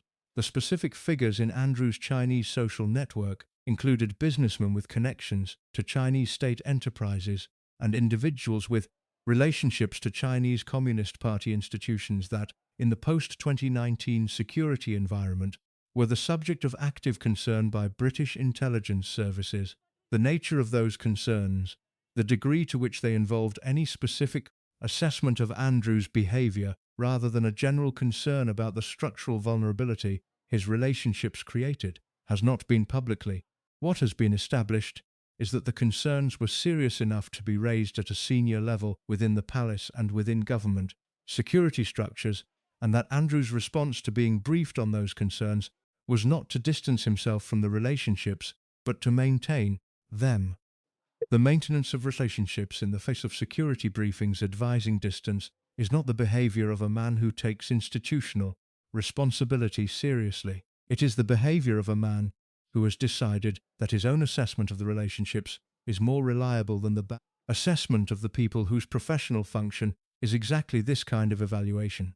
That judgment, my view of my own situation, is more accurate than the expert assessment of the people professionally equipped to assess it, is the deep judgment that runs through every significant instance of Andrew failing to respond appropriately to concern raised about his conduct. It is the judgment of a man who has spent his entire life in an environment where his own assessments were treated as authoritative and where external challenge was rarely sustained long enough to produce genuine reconsideration. Ghislaine Maxwell requires separate treatment from Jeffrey Epstein, though the two are obviously connected, because Maxwell's role in Andrew's social world was in some respects more directly personal than Epstein's, and because the nature of her relationship with Andrew illuminates something about the social world they all inhabited that the Epstein focus sometimes obscures. Maxwell was, in the 1990s and into the 2000s, a figure in the specific London and New York social world that Andrew moved through. The wealthy, internationally mobile, socially connected world in which business and pleasure and access were always mixing in ways that made their separation impossible. She was the daughter of the disgraced media magnate Robert Maxwell, who had died in mysterious circumstances in 1991 after it emerged that he had stolen hundreds of millions of pounds from his employees' pension funds. The Maxwell name carried a specific toxicity in British public life after Robert's death, and Ghislaine had rebuilt her social position with considerable skill, using the transatlantic social world to construct an identity that was not primarily defined by her father's legacy. She was good company in the way that people who are highly intelligent, socially skilled, and entirely indifferent to conventional ethical constraints are sometimes very good company. She was funny. She was connected. She was the kind of person who knew everyone and could get into anywhere, and who made the room she was in more interesting through the force of her presence and the quality of her connections. Andrew knew her well. The accounts of people who observed them together in the relevant period describe a genuine friendship, warm, easy, the kind of relationship built on years of shared social world rather than the more performative version of friendship that royal circles often produce. She attended his 40th birthday party. She was photographed at events he attended. She was, for a period, a regular presence in his social life. The question of when Andrew knew, or should have known, the nature of the operation that Maxwell was running in conjunction with Epstein is one that the legal proceedings never definitively resolved, partly because they never ran to conclusion. What the legal proceedings did establish was that Maxwell was convicted in December 2021 on 5 counts of sex trafficking and related offences involving the recruitment and grooming of underage girls for Epstein's abuse. Andrew has maintained that he had no knowledge of Maxwell's criminal activities. The maintenance of that position, across years during which the nature of those activities has been documented in forensic detail by court proceedings on both sides of the Atlantic, has been one of the more remarkable features of his public conduct. The social world that Epstein and Maxwell operated in, and that Andrew inhabited alongside them, was not a world in which the activities that produced Maxwell's conviction were entirely invisible to the people within it. The girls who were trafficked were present at events that other guests attended. The nature of Epstein's household arrangements, the young women who served as staff, the specific social dynamics of his properties in Palm Beach, in New York, and on his private island in the Virgin Islands, was something that people who visited those properties were exposed to. The question of how much any given visitor understood about what they were seeing is not one that admits of a universal answer. Some people in Epstein's world appear to have had detailed knowledge of the trafficking operation. Others appear to have been aware that something was wrong without understanding its full dimensions.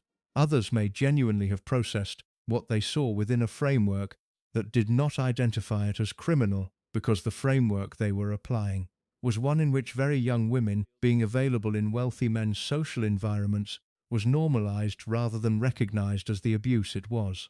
Which of those categories Andrew belongs to is not established by the public record with the precision that a definitive account would require. What is established is that he was in those environments. He was at Epstein's New York mansion.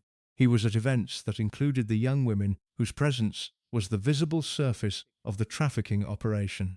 He maintained the friendship after the 2008 conviction in ways that made ignorance of Epstein's conduct increasingly implausible. The 2008 conviction is the hinge point in the assessment of Andrew's friendship with Epstein, because before 2008, the question of what Andrew knew is genuinely complicated by the fact that Epstein had not been publicly identified as a sex offender. After 2008, that question becomes much simpler. Epstein pleaded guilty in 2008 to soliciting prostitution from a minor. He served 13 months in a county jail under the terms of a controversial plea agreement that federal prosecutors later acknowledged were inappropriately lenient. The nature of the offense was public. The age of the victim was public. The fact that the investigation had identified multiple additional victims whose cases were not addressed by the plea agreement was, by the time Andrew maintained and publicly defended his friendship with Epstein in 2010, a matter of public record. Andrew's visit to New York in December 2010, the visit during which the photographs of him and Epstein walking together in Central Park were taken, happened 2 years after the conviction. He was not visiting an old friend whose past had been recently and shockingly revealed. He was visiting a convicted sex offender in a public context in a way that was documented by photographs that were subsequently published on the front page of a major American newspaper. His explanation for the visit, that it was to end the friendship in person, that he felt he owed Epstein the courtesy of a face-to-face conversation rather than a phone call, that the visit was in fact a farewell, was the explanation he gave in the Newsnight interview 9 years later, and it was received with the skepticism it deserved. People do not maintain year-long friendships with convicted sex offenders because they are waiting for a convenient moment to say goodbye in person. They maintain them because they want to maintain them. The pattern of Andrew's friendships, assembled from the available record and examined as a whole rather than as a series of isolated relationships, produces a consistent picture of a man who chose his close associations from a specific subset of the available human population. Wealthy, internationally mobile, operating outside or at the edges of conventional ethical accountability, possessing the kind of power that national borders and institutional oversight do not reliably constrain. He was not drawn to these people accidentally. He was drawn to them because they were comfortable in ways that the company of people with conventional ethical frameworks and conventional accountability was not. In the company of men like Epstein and Aliyev and Nazarbayev and the Chinese state-connected businessmen of his later commercial life, Andrew's own orientation toward power and entitlement was not challenged or questioned. It was mirrored, it was normalized, it was, in those rooms, simply the way things were. A man who spends his social life in rooms where his own values are consistently reflected back at him, rather than challenged, will not develop the capacity for moral self-examination that rooms where different values exist can produce. Andrew's social world was, in this sense, a closed loop, a set of relationships that confirmed his existing orientation rather than questioning it, that made the sense of entitlement and the indifference to accountability that his childhood had produced feel like the correct way to inhabit the world rather than a formation in need of correction. The friends he chose were the friends who made him comfortable being who he was. The bill for that comfort was presented ultimately by the people whose suffering those friends had been producing. The bill was not presented to the friends. It was never going to be presented to the friends. It was presented in a federal court in New York to Andrew. Jeffrey Epstein was not a mystery. That is the first thing to establish clearly, because the coverage of the Epstein story has sometimes drifted toward a framing in which the nature of his operation was obscure or hidden, discoverable only through the kind of investigative work that most people in his social world could not reasonably have been expected to do. That framing is wrong, and it is wrong in ways that matter for any honest assessment of Andrew's knowledge and Andrew's choices. Epstein was a man whose wealth had no credible public explanation, whose social world was organized around access to very young women, whose properties contained the physical infrastructure of the abuse that eventually produced his federal indictment, and whose conduct was the subject of a serious law enforcement investigation that was known to people in his immediate circle. Years before the 2008 plea agreement made it public, he was not hiding. The things he was doing were not hidden from the people who were close enough to see them. What those things were called, whether the people who saw them named them as trafficking and abuse, or processed them through some other framework, varied. But the visibility of what was happening in Epstein's world was not the problem. The problem was what the people who were visible to it chose to do with what they saw. Andrew saw it. He saw it across multiple visits, across multiple properties, across multiple years. What he chose to do with what he saw is the question that his various public statements have never adequately answered. The origin of the Epstein fortune is a thread that runs through every serious account of his life, and that has never been fully resolved. He presented himself as a financial manager for extremely wealthy clients, but the clients he claimed to have managed. The minimum account size he described was $1 billion, which placed his clientele in a group of perhaps a few hundred people globally, have never been identified with the transparency that such a claim would require for verification. What is established is that he had money, large amounts of it. The Manhattan townhouse, which he purchased from Les Wexner for a reported $1 in what appeared to be a gift, was one of the largest private residences in New York City. The Palm Beach estate was substantial. The private island in the U.S. Virgin Islands, which he named Little St. James, was developed with the infrastructure of a private community. Guest houses, a building that some visitors described as a temple. The physical apparatus of a self-contained world in which Epstein's preferences organized. Everything. Les Wexner, the founder of L Brands and the owner of Victoria's Secret, was the one publicly identified major client, and the Wexner connection is itself one of the more remarkable features of the Epstein story. Wexner gave Epstein power of attorney over his affairs, gave him the Manhattan townhouse, and maintained a relationship with him of a closeness and a financial generosity that has never been adequately explained. Wexner has said he was defrauded by Epstein, and that he ended the relationship in the early 2000s when he became aware of Epstein's conduct. The timeline and the nature of what he knew and when remain disputed. The source of Epstein's money matters for Andrew's story because it matters for the question of who Epstein was and what his social world represented. If his wealth was primarily Wexner's, which some accounts suggest, then his social world was financed by a legitimate business fortune, and his presentation as an independent financial operator was itself a kind of fraud. If his wealth had other sources, intelligence connections have been suggested by several journalists and former law enforcement officials. Then the implications extend in directions that the public record has never fully mapped.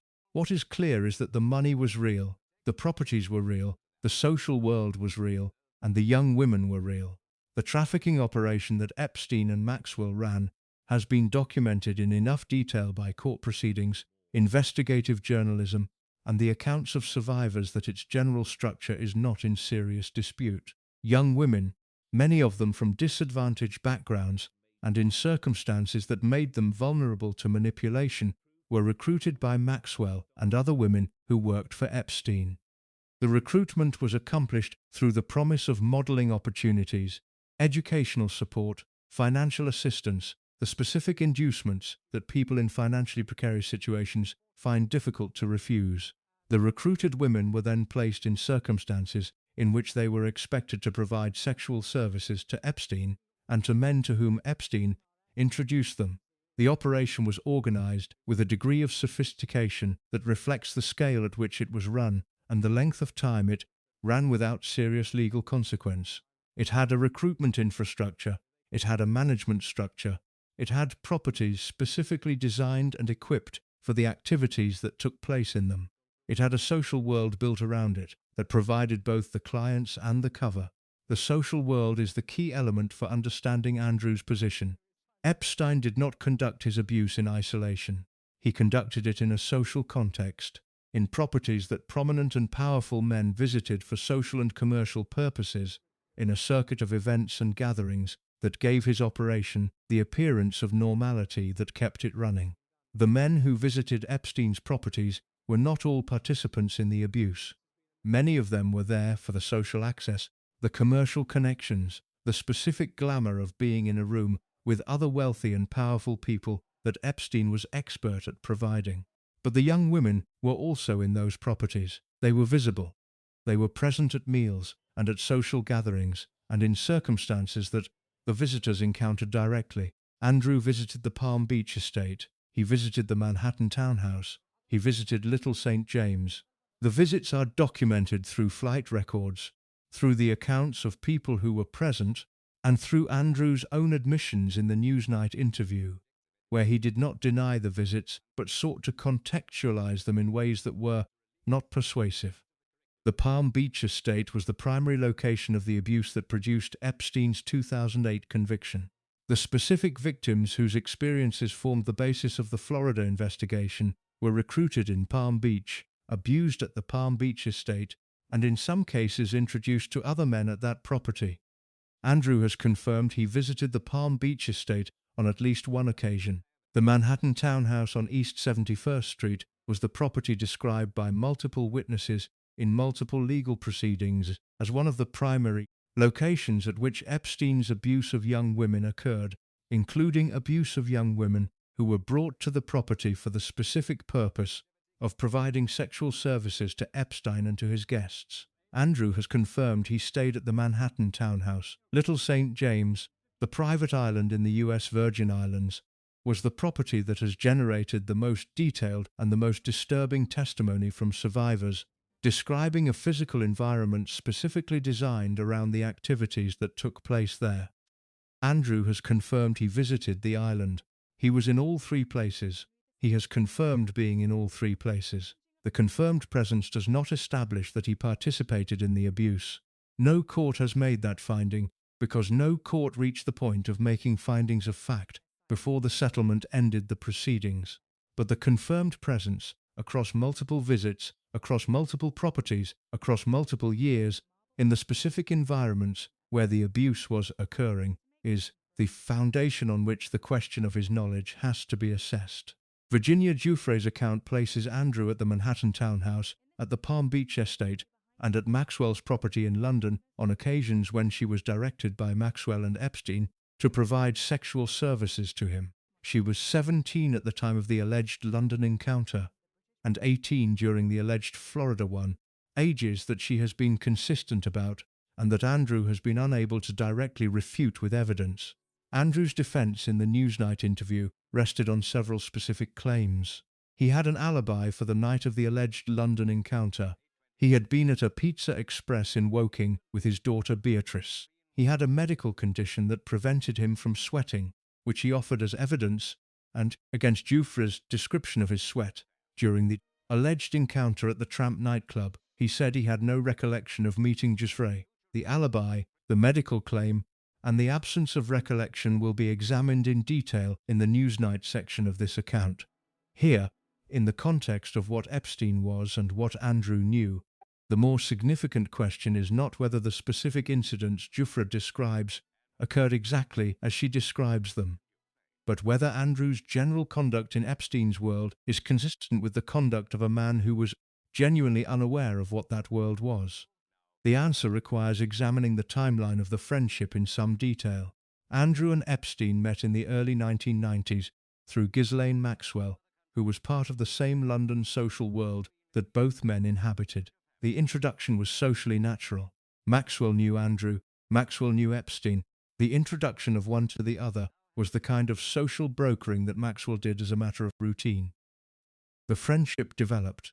Andrew visited Epstein's properties. Epstein visited Andrew's social world in England. He attended Andrew's 40th birthday party at Windsor Castle in 2000, a party organized by Maxwell and attended by the kind of guests that the palace social world generates. The presence of Epstein at a party at Windsor Castle was, in retrospect, a remarkable fact that received almost no attention at the time. Through the late 1990s and into the early 2000s, Andrew and Epstein socialized regularly. The frequency and the nature of the socializing placed Andrew firmly inside Epstein's primary social world rather than at its periphery. He was not an acquaintance. He was a friend, a regular presence in Epstein's life, a man who stayed in Epstein's properties, who traveled in Epstein's social circuit, who was photographed in Epstein's company in contexts that reflected genuine familiarity rather than formal connection. During this same period, the young women who were the victims of Epstein's trafficking operation were present at Epstein's properties. They were present when Andrew was present. The physical environments Andrew was in were the physical environments in which the abuse was occurring. The Florida investigation into Epstein began in 2005, when a Palm Beach police detective named Joe Ricacci received a complaint from the mother of a 14-year-old girl who had been brought to Epstein's estate. The subsequent investigation identified multiple additional victims and produced evidence of a systematic pattern of abuse that the Palm Beach police referred to the FBI, and that the FBI designated a potential federal sex trafficking case. The investigation was known to people in Epstein's circle before it produced the 2008 plea agreement. Epstein had legal representation engaged on his behalf from an early stage. The nature of the investigation, that it concerned his conduct with underage girls at his Palm Beach estate, was not a secret within his social world. Whether Andrew was specifically informed of the investigation before the plea agreement is not established by the public record. Whether the general information that Epstein was under investigation for his conduct with young women reached Andrew through the social world they shared is a question that the Newsnight interview declined to address and that the legal proceedings never had the opportunity to pursue. What is established is that Andrew maintained the friendship through the period of the investigation, through the plea agreement, through the period of Epstein's house arrest, and beyond. The December 2010 New York visit, the photographs in Central Park, happened while Andrew was aware that Epstein was a convicted sex offender who had served a prison sentence for soliciting prostitution from a minor. He was there anyway. The 2019 federal indictment of Epstein, filed in the Southern District of New York, charged him with sex trafficking of minors and conspiracy to commit sex trafficking of minors. The indictment identified the Manhattan townhouse and the Palm Beach estate as primary locations of the offenses. It was supported by a substantial body of evidence accumulated over years by federal prosecutors who had concluded that the 2008 plea agreement had been inappropriately lenient and that the full scope of Epstein's conduct had not been addressed. Epstein was arrested at Teterboro Airport on July 6, 2019 on his return from Paris. He was held without bail, the prosecution having argued successfully that his wealth made him a flight risk of the most serious kind. He died in his cell at the Metropolitan Correctional Center in New York on August 10, 2019, in circumstances that were officially ruled a suicide and that have been the subject of speculation and disputed conclusions ever since. His death ended the federal prosecution, but did not end the legal consequences.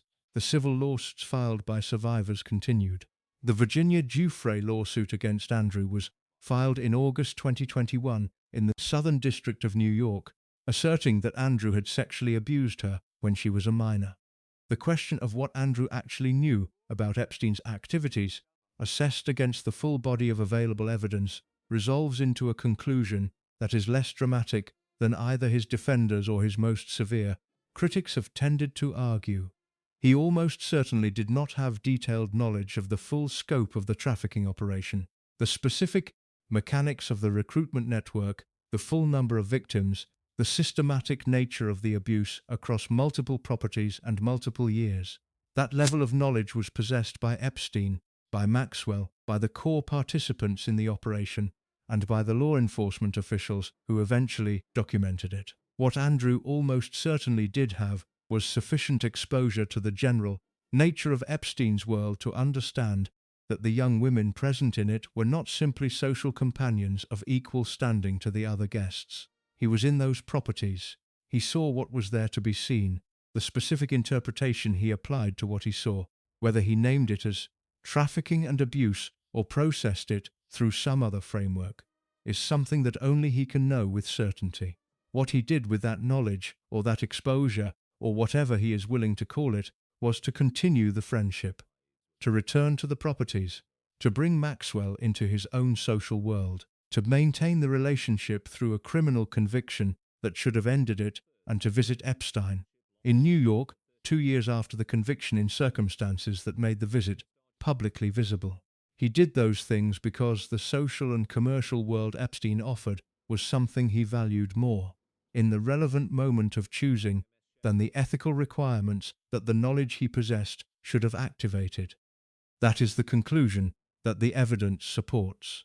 Not that he was a knowing participant in a trafficking operation, but that he knew enough and chose to continue anyway, and that the choosing to continue was a moral failure of the specific kind that the entire arc of his formation had made him capable of, the failure of a man who had never been required to place the interests of other people above his own comfort, and who, when that requirement arrived in the form of the information available to him about Epstein's world, found that he could not meet it. The inability was real. The responsibility for it was his.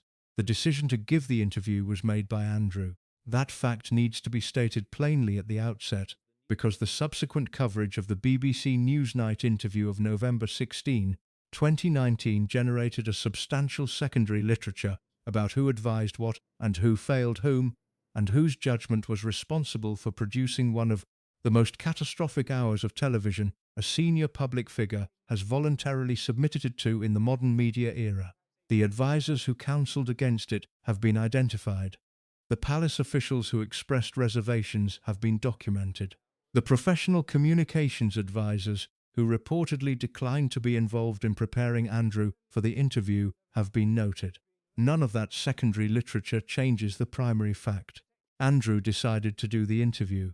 Andrew decided that the best response to the accumulating pressure of the Epstein story, the 2019 federal indictment, the renewed media attention, the questions being asked about his conduct with increasing urgency and specificity, was to sit down with Emily Maitlis of the BBC and answer questions on camera for an hour.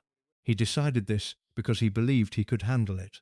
He believed he could handle it because he had spent 60 years in an environment in which his own assessment of his ability to manage situations was never seriously challenged, in which the feedback loops that might have told him the assessment was wrong were systematically absent, and in which the people around him had learned that the path of least resistance was agreement rather than correction. He walked into that interview room carrying 60 years of uncorrected self-belief, and Emily Maitlis had done her homework. The interview was filmed on November 13, 2019 at Buckingham Palace and broadcast 3 days later.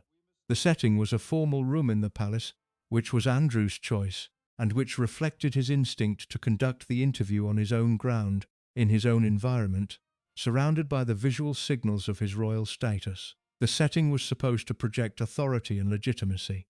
In the event, it projected the specific kind of arrogance that comes from a man who has never understood that the room he is in is not the most important variable. In a media encounter, Emily Maitlis had been preparing for the interview for months. She had read the legal filings.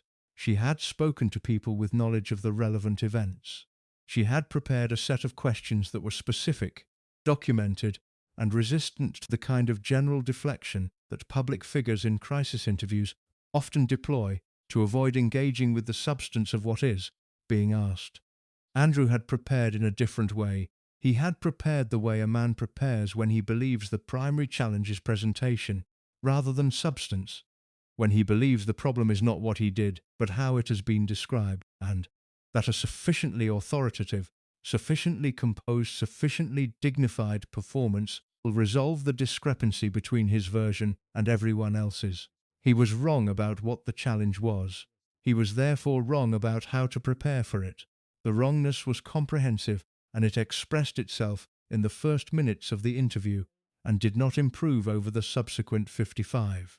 The interview opened with Maitlis establishing the basic facts of the Epstein friendship and asking Andrew to address them directly.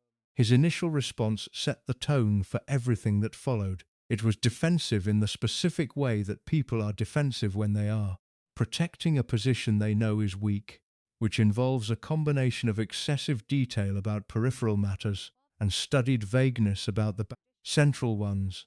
He described the friendship as a mistake in the specific sense that he would not have developed it if he had known what Epstein was, which was the formulation designed to suggest ignorance of Epstein's conduct, while maintaining the friendship as a historical fact that could not be denied. The formulation was reasonable as far as it went. It did not go far enough to address the central problem, which was that the 2008 conviction meant that by the time of the December 2010 New York visit, he did know what Epstein was, in at least the formal legal sense that a criminal conviction provides. Maitlis pressed on the 2010 visit. Andrew's answer was the Pizza Express alibi in its initial form. He offered, before being asked about the specific evening of the alleged Tramp nightclub encounter, that he had a clear memory of being at a Pizza Express in Woking on the relevant date because his daughter Beatrice's party had been held there and he had taken her. The Pizza Express alibi is the element of the interview that received the most immediate public mockery, and the mockery was deserved, but the mockery focused on the wrong thing. The problem with the alibi was not that eating at Pizza Express was an inherently absurd activity. It isn't, or that the memory of a daughter's birthday party was implausible as a recollection. The problem was the specificity.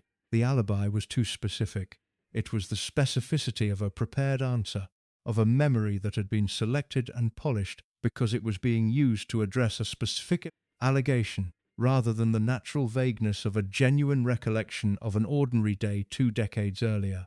Ordinary people do not remember specific restaurants from specific days that were not themselves remarkable. Andrew remembered Pizza Express, Woking, with a precision that communicated preparation rather than genuine recall.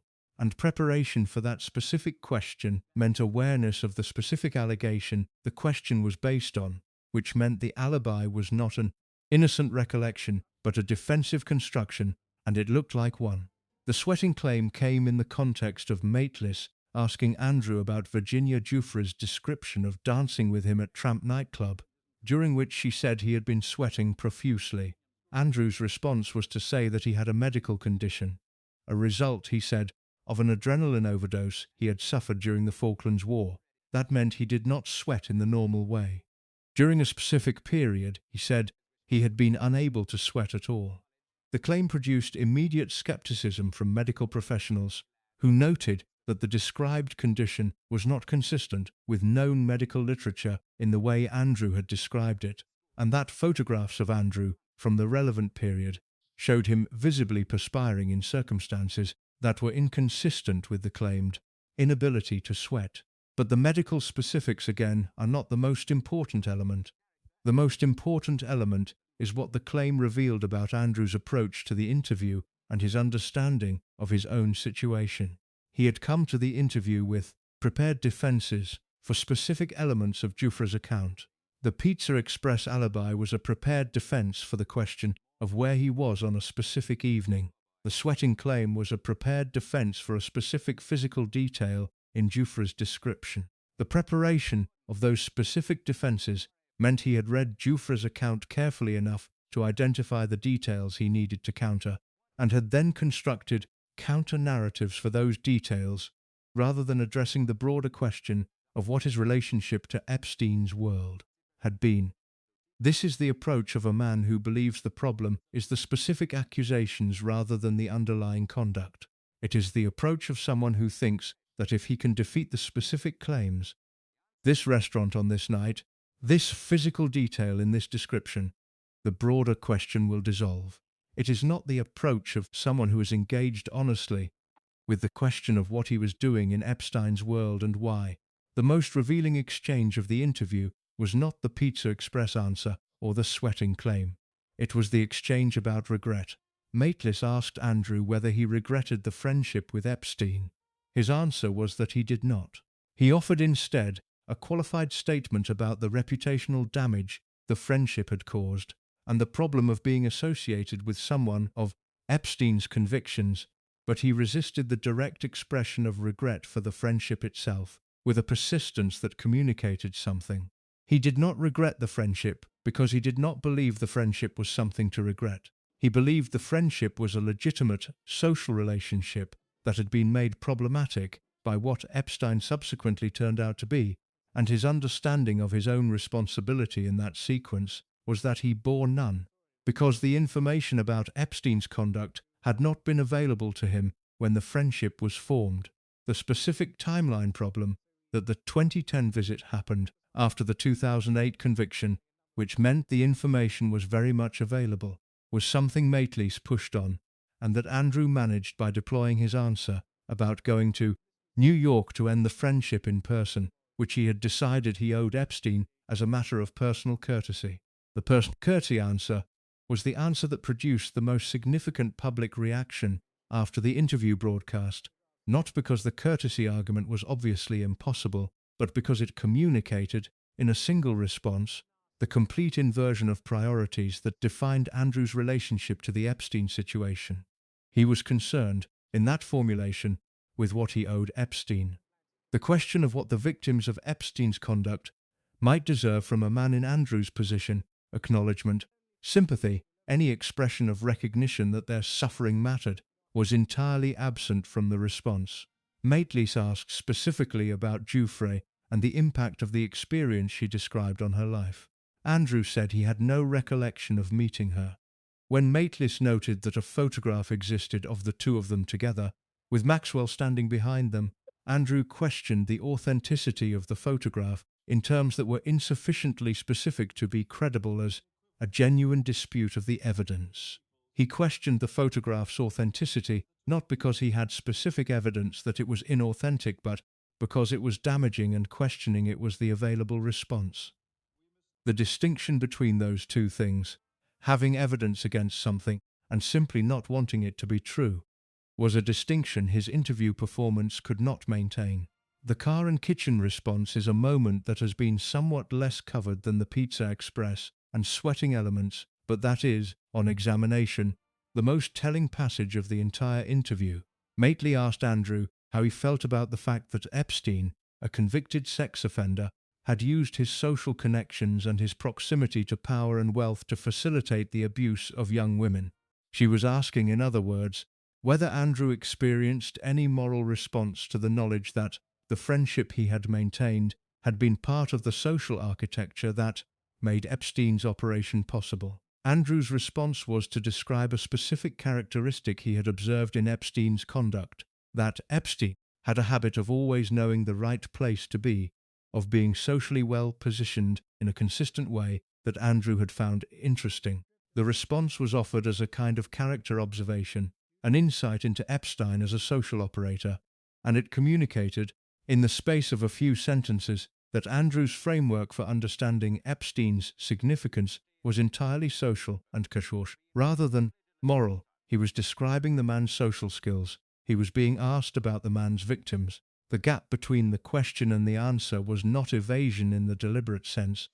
It was not a strategic dodge. It was the genuine expression of a man for whom the human reality of Epstein's victims was not the primary framework through which he processed the Epstein relationship. The primary framework was social. The victims were outside that framework. That absence, the complete absence of the victims as a moral reference point in Andrew's account of his relationship with Epstein, was the most damning thing in the entire interview. Not the alibi, not the medical claim, not the photograph dispute, the absence of the victims. The public response to the interview was immediate and severe, and it produced consequences that the interview had been designed to prevent. Within 48 hours of broadcast, Major charities and organizations that had been associated with Andrew through his official work began announcing their withdrawal of that association. Universities that had given him honorary positions began the process of removing them. The commercial and institutional world that had, through Andrew's various official roles, organized itself around his position, began to publicly decouple from him with a speed that reflected the depth of the reputational damage the interview had produced. The palace response was managed through the channels the institution always used for managing consequences it had not been able to prevent: careful silence in the immediate aftermath, then a series of actions that address the institutional damage without acknowledging its source. Within 10 days of the interview broadcast, Buckingham Palace announced that Andrew would step back from his public duties immediately, that he would no longer carry out royal engagements, and that this withdrawal would continue for the foreseeable future. The announcement was structured to suggest that Andrew had made the decision himself, in consultation with the Queen, with the implication that the decision was voluntary and temporary. The subsequent years established that it was neither. Andrew's own response to the public reaction was, in its early manifestations, consistent with the self-assessment that had produced the interview. He appeared genuinely surprised by the severity of the response, genuinely unable to understand why the interview had produced the reaction it had. He had answered the questions. He had explained the relevant circumstances. He had provided the context that he believed would resolve the discrepancy between his version and the public's. The failure to understand why that hadn't worked was, in its way, more revealing than any specific answer he had given during the interview. He had walked into the room believing that his version of events, authoritatively presented, would be sufficient. He walked out of the room into a world that had watched him present his version of events and had found it insufficient. The gap between his expectation and the outcome was the gap between the self-image he carried and the reality that the rest of the world was assessing. Emily Maitlis gave a lecture at the Edinburgh Television Festival in 2019 in which she described her preparation for the interview and her experience of conducting it. She described Andrew as someone who appeared genuinely to believe the account he was giving, not as a performer, delivering prepared lies, but as a man who had processed his own history in ways that had produced a version of events he found internally consistent, and that he expected others to find similarly convincing. That description is the most accurate external assessment of Andrew's interview performance that has been offered by anyone in a position to have observed it directly. He was not lying in the conventional sense of knowingly asserting things he understood to be false. He was inhabiting a version of events that he had constructed around the limitations of his self-knowledge and the specific defensive requirements of his situation, and he had inhabited that version for long enough that it felt true to him. The version did not feel true to anyone watching. The version had never been stress-tested against a genuinely challenging external perspective, because the environment Andrew had inhabited his entire life had not provided genuinely challenging external perspectives. The advisors who might have told him that his version would not survive scrutiny had either not been consulted or had not been listened to. The institutional machinery that might have produced a more defensible public position, genuine engagement with the questions being asked, honest acknowledgement of the relationships and their implications, expression of concern for the people whose suffering those relationships were connected to, had not been activated. What had been activated instead was the 60-year-old reflex of a man who expected his own account to be accepted as sufficient. It was not sufficient. It never was going to be sufficient. The interview was the moment at which the full distance between who Andrew believed himself to be and who the evidence showed him to be became visible to an audience of millions simultaneously. The visibility was irreversible. Everything that followed was consequence. The question that the Newsnight interview forced into public consciousness and that the subsequent withdrawal from royal duties formalized was the obvious one. How had this been allowed to happen? How had a senior member of the British royal family maintained a decade-long friendship with a convicted sex trafficker, visited his properties repeatedly, appeared in photographs with him after the criminal conviction, and done all of this without any effective intervention from the institution that was responsible for managing its members' conduct and protecting its own integrity. The question has a long answer and a short one. The short answer is that the institution was not designed to hold its own members accountable in ways that would have required confronting a senior royal whose primary protector was the Queen herself. The long answer requires examining the specific decisions made by specific people within the institutional machinery across the decades during which Andrew's conduct was generating concerns that were noted and then managed rather than addressed. The distinction between managing a concern and addressing it is the central distinction in the story of how the institution made Andrew possible. Managing a concern means containing it, reducing its public visibility, preventing it from producing immediate institutional damage. Addressing a concern means engaging with its substance, confronting the behavior that produced it, and creating conditions in which the behavior changes. The palace was expert at the first and structurally incapable of the second. It had been structurally incapable of the second for a very long time. The Queen's relationship with Andrew is the foundational element of the Queen's institutional failure, and it requires honest examination rather than the protective framing that discussions of the Queen's personal relationships tend to attract in the British public discourse. Elizabeth II was, by the consistent account of people who knew her throughout her reign, a woman who kept the different dimensions of her life carefully separated. She was the sovereign with all the institutional responsibilities that the role carried. She was the head of a family with all the personal investments that family membership produces. The separation between those two roles was something she maintained with considerable discipline in most contexts. The boxwork, the audiences, the constitutional machinery of the monarchy were conducted with a professional detachment that her advisers consistently admired. The separation failed with Andrew. It failed because the personal investment in Andrew was of a specific kind.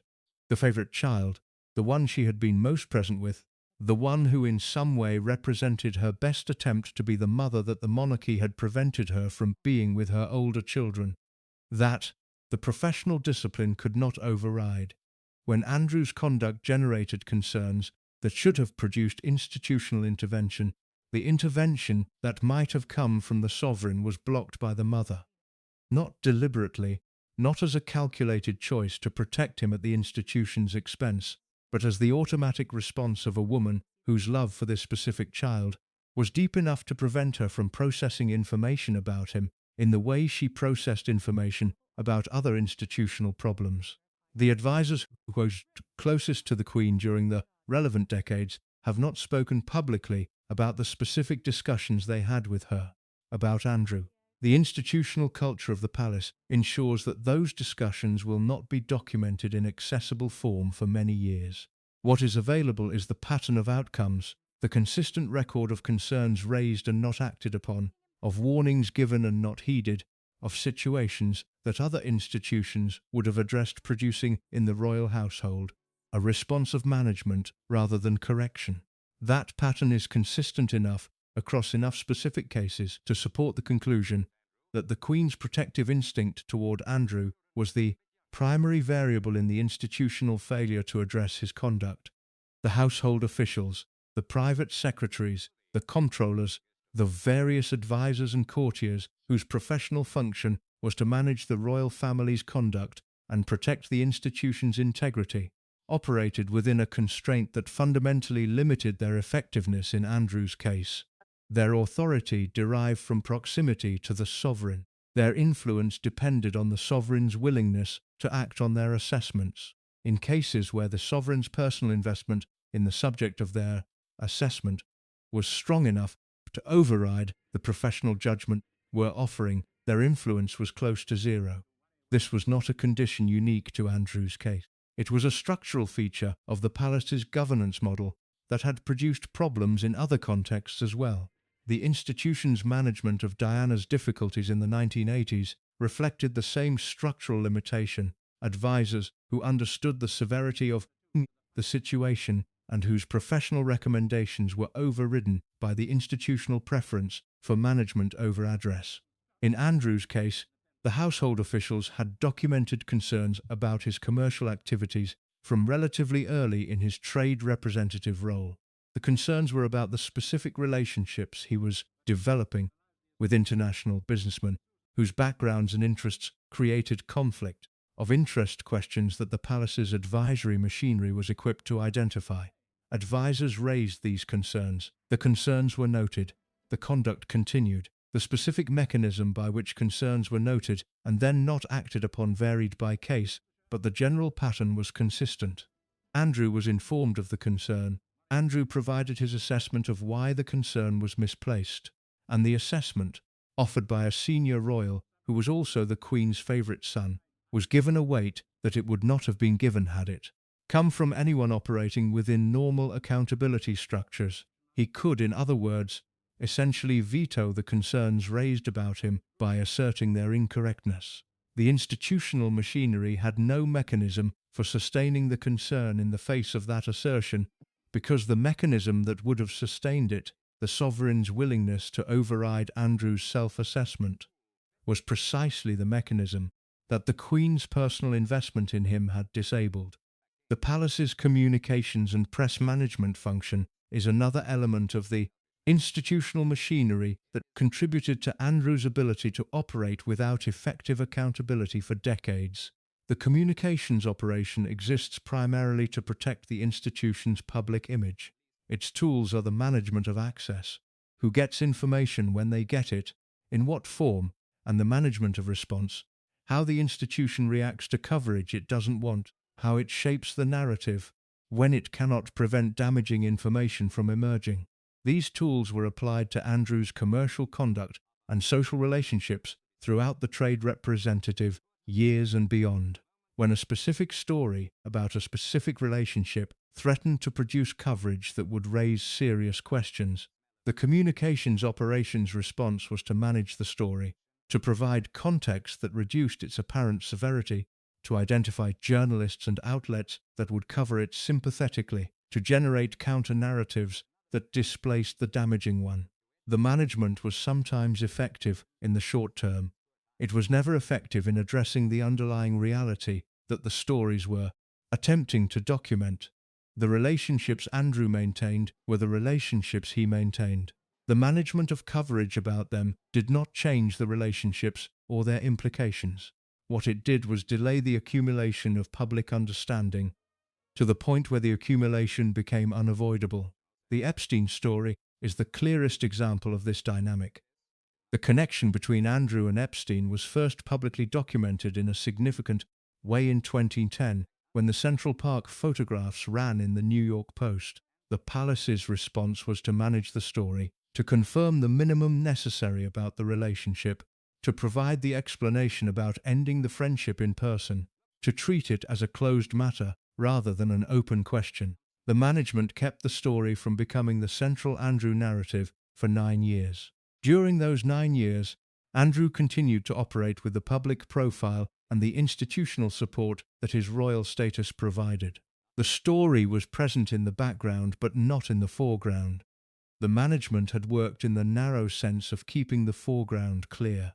What the management had not done was address the reality, and the reality accumulated in court documents and legal proceedings and journalistic investigations until the federal indictment of 2019 made the foreground unavailable.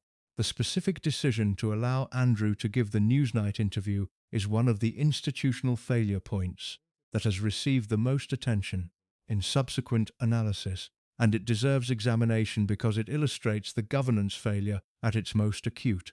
Andrew's decision to do the interview was made without the support of the palace's professional communications advisors, the advisors who would normally have been involved in preparing a senior royal for a significant media appearance, advising on positioning, on the handling of specific questions, on the overall strategy, were either not consulted or consulted and then not listened to.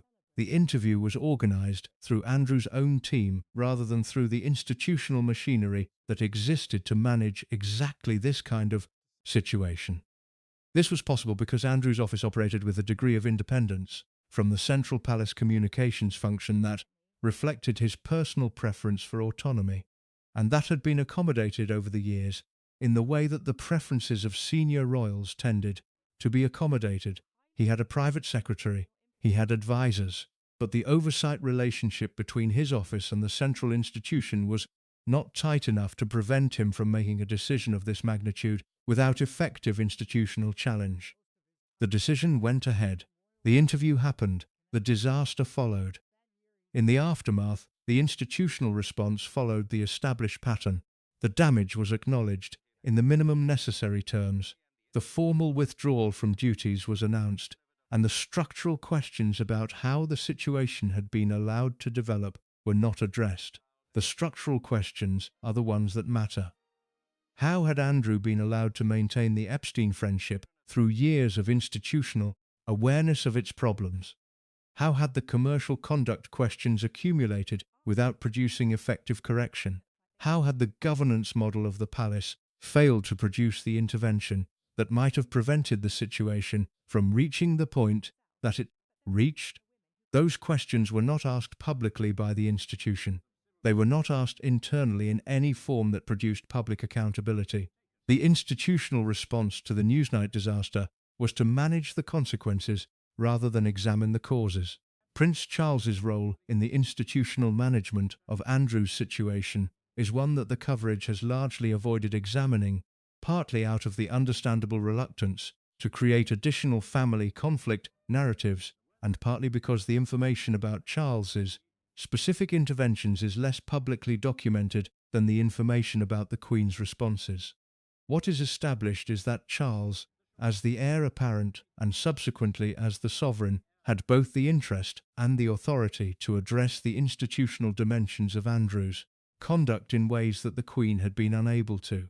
Charles's vision of the monarchy was explicitly organized around the concept of a smaller, more focused working royal family. Fewer members with official roles, higher standards of conduct for those who retained them, a cleaner separation between the institution and the personal lives of its members. That vision was incompatible with Andrew's conduct across multiple dimensions.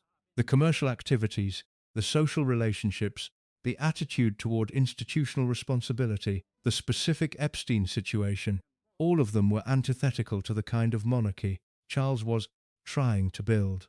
Charles addressed the Andrew situation with more decisiveness than the Queen had been able to, particularly after his accession in September 2022.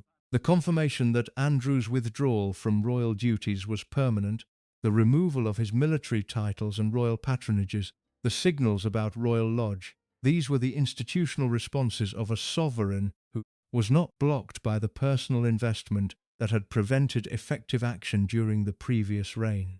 But Charles's ability to address the situation was itself constrained by the accumulated legacy of the years during which the institution had failed to act. Andrew's sense of entitlement, his belief in the correctness of his own conduct, his resistance to accountability, these were not qualities that could be corrected by institutional action taken decades after they were formed. They were fixed, and the fixing had happened in the environment that the institution had created and maintained around him throughout his life. The staff who worked for Andrew over the decades deserve specific attention in any account of the institutional failure because their experiences were the most direct record of the conduct that the institution's management machinery was consistently obscuring. The accounts of former staff members that have reached public awareness through journalists, through former employees who spoke to biographers, through the specific episode of an employment tribunal in 2015 involving a former page boy, describe a working environment that was characterized by unreasonable demands, by treatment that oscillated between charm and contempt, and by an atmosphere in which the power differential between employer and employee was exploited in ways that were not illegal, but that reflected a fundamental disregard for the ordinary human dignity of the people being employed. The 2015 Employment Tribunal involved a claim that was settled before a full hearing, which meant the specific details were not tested in an adversarial legal context. The existence of the claim and the fact that it was settled was itself a data point. Settlements of employment claims by royal offices are not common, and the decision to settle rather than contest reflects an institutional assessment of the risk of the full claim being aired publicly. The staff stories were known within the palace world. They were the subject of informal discussion among people who worked in royal households and who understood the specific dynamics of employment in those environments. They were never, during the relevant years, the subject of effective institutional response, because the palace's management of Andrew's conduct operated on the same principle that managed everything else: contain rather than address. The institutional failure that made Andrew possible was not a single decision, or a single person, or a single moment of negligence. It was a systemic condition that had been developing since before Andrew was born, that was built into the governance model of the palace in ways that made correction of a favoured senior royal essentially impossible within the normal operations of the institution, and that produced its most visible failure in the form of a prince whose conduct had generated serious concerns for decades without producing effective intervention. The condition had a name, though the institution would never have used it. The name was impunity, not legal impunity in the technical sense, though the legal dimension was real. The specific protections that royal status provided against the normal accountability mechanisms of civil and criminal law. But impunity in the broader sense, the operational condition of a man who had never experienced the normal human consequence of behavior that others find harmful or unacceptable. The impunity was not a gift the institution gave Andrew consciously. It was a condition the institution created and maintained through the accumulated effect of hundreds of individual decisions, each one of which, in isolation, appeared reasonable or necessary, or simply the path of least institutional resistance, that together produced a man who had never been told no in a way that he was required to believe. The institution created him. The institution protected him. The institution eventually, and partially, and too late, withdrew the protection. What it has never done is account for the creation. The civil lawsuit that Virginia Giuffre filed against Andrew in the Southern District of New York on August 9, 2021 was, in legal terms, a straightforward civil action for damages based on allegations of sexual abuse. In every other sense, it was the most consequential legal proceeding involving a member of the British royal family in living memory, and its trajectory from filing to settlement revealed, in compressed form, every significant feature of Andrew's character and the institutional response to it that had been accumulating across 60 years. The filing itself was the product of a legal strategy that Giuffre's attorneys had been developing for years, and the specific timing of the August 2021 filing reflected the expiration of a window created by the Child Victims Act in New York State, which had temporarily suspended the statute of limitations for civil claims relating to childhood sexual abuse. The window had been open since 2019 and was closing in August 2021. Giuffre's attorneys filed within days of the deadline. Andrew's legal team's initial response was to challenge the lawsuit's jurisdiction and to argue that a 2009 settlement agreement between Giuffre and Epstein contained a release that covered Andrew as well.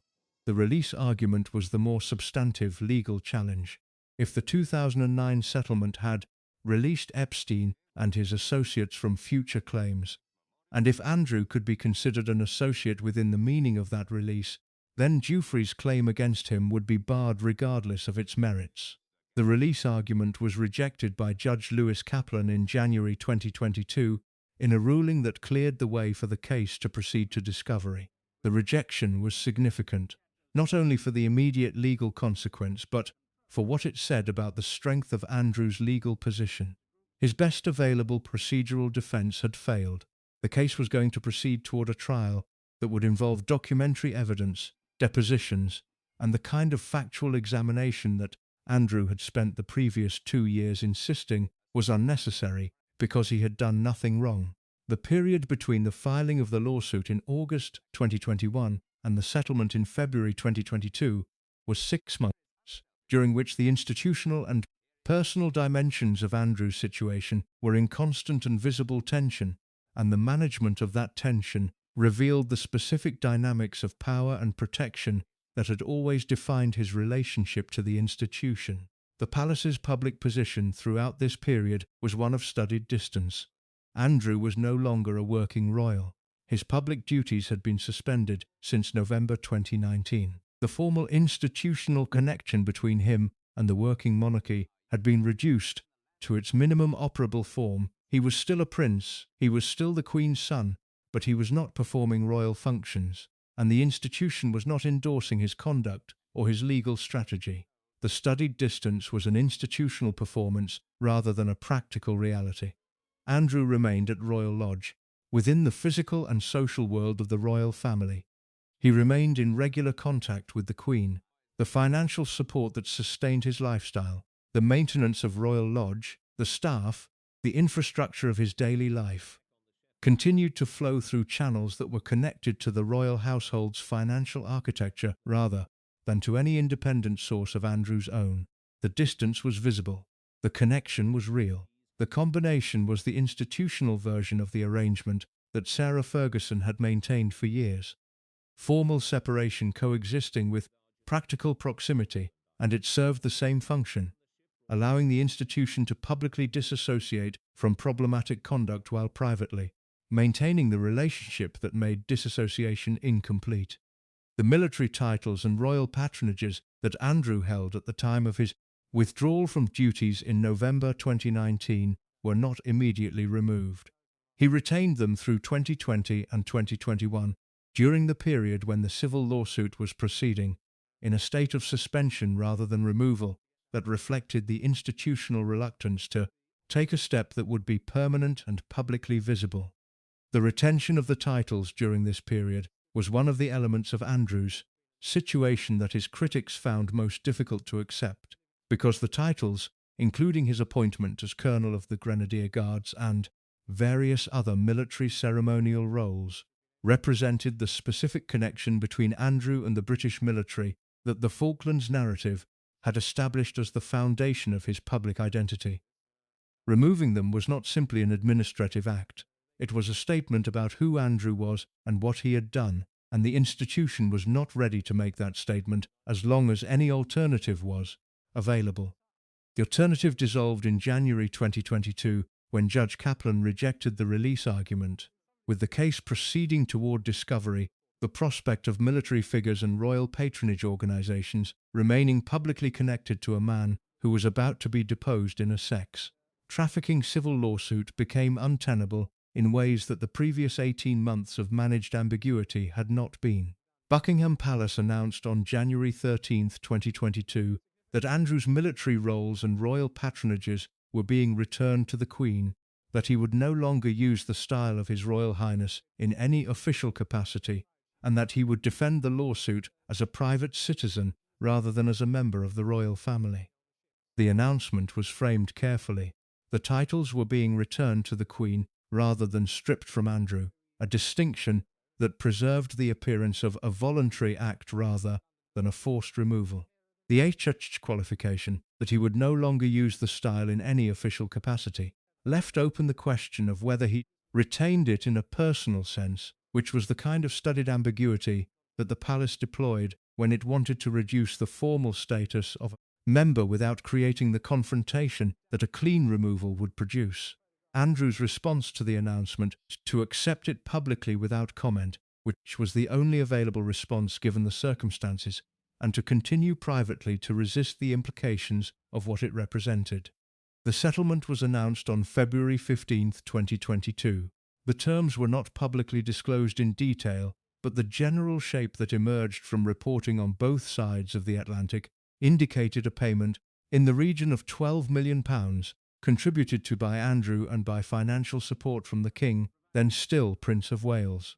The settlement included a statement from Andrew expressing support for Giuffre's work on behalf of trafficking victims and acknowledging that she had suffered as a victim of abuse, while not admitting to the specific conduct she had alleged against him. The statement was the product of negotiation and reflected a careful calibration of the minimum acknowledgement that would satisfy the settlement's requirements while stopping short of the direct admission that would have transformed a civil settlement into something closer to a public confession. Andrew did not admit that he had done what Giuffre said he had done. He acknowledged that she was a victim. He expressed support for her cause. He said he would make a donation to her charitable foundation as part of the settlement terms. The calibration was legally appropriate and humanly inadequate. a statement that acknowledges a woman's suffering as a victim of trafficking, while explicitly not acknowledging any responsibility for that suffering, is the statement of a man whose lawyers have found the minimum operable formula, not the statement of a man who has genuinely reckoned with the questions being asked about him. Andrew's public presentation of the settlement reflected the same dynamic. His statement was issued through the palace, in language that had been negotiated and approved through multiple institutional channels, and it contained nothing that had not been required by the settlement's terms. There was no spontaneous expression of remorse. There was no evidence of genuine engagement with the experience whose lawsuit had brought him to this point. There was the managed minimum. The Royal Lodge situation that developed in the years following the settlement is, in its specific details, the most concentrated expression of Andrew's character available in the public record, because it strips away the diplomatic complexity and the legal frameworks and the institutional management and reduces the situation to its essential form: a man who has lost everything public and refuses to acknowledge that any of it was his fault, expressed through his refusal to move from a house. Royal Lodge is a 30-room property in Windsor Great Park that Andrew has occupied since 2004 under a lease arrangement with the Crown Estate.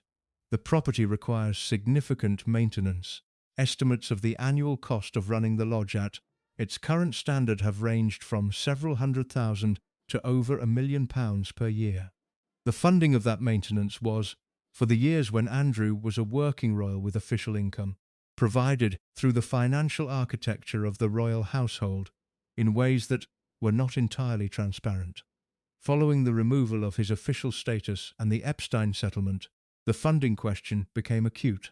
Andrew's independent income, the civil list allocations that had supplemented his military pay during his working years, had been substantially reduced by his non-working status. The Sunninghill Park sale had provided capital that had been consumed by the legal costs and the settlement itself.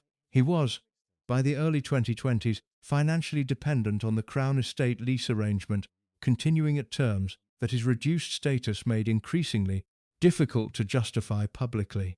King Charles's position on the lodge was communicated through channels that the palace declined to make fully public, but that were reported with sufficient consistency across multiple credible outlets to constitute an established fact. Charles wanted Andrew to vacate Royal Lodge and move to the smaller Frogmore Cottage, which had become available following the departure of Harry and Meghan.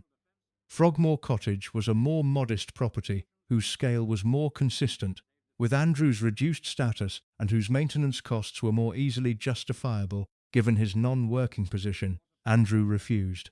The refusal to move from Royal Lodge is not simply stubbornness in the ordinary sense. It is the expression of a worldview, the same worldview that produced every other significant failure of Andrew's public life, that says the circumstances of my birth entitle me to the conditions of my life, that the reduction of my public status does not and cannot reduce the material conditions I am entitled to expect, and that the institution's assessment of what is appropriate for me is less authoritative than my own. He had been maintaining that worldview against accumulating contrary evidence for his entire adult life. The Royal Lodge refusal was its most naked expression because it stripped away the professional framing, the trade representative role, the pitch at Palais operation, the naval career that had previously given the entitlement a structure within which it could be rationalized as something else. There was no rationalization available for refusing to move from a house that the institution was telling him he should vacate, except the fundamental conviction that the institution's authority over him was, in this as in everything else, something he could override through the assertion of his own position. The assertion was not made loudly. He did not give interviews defending his right to stay at Royal Lodge. He did not issue public statements challenging Charles's position. He simply stayed, and the staying was the statement.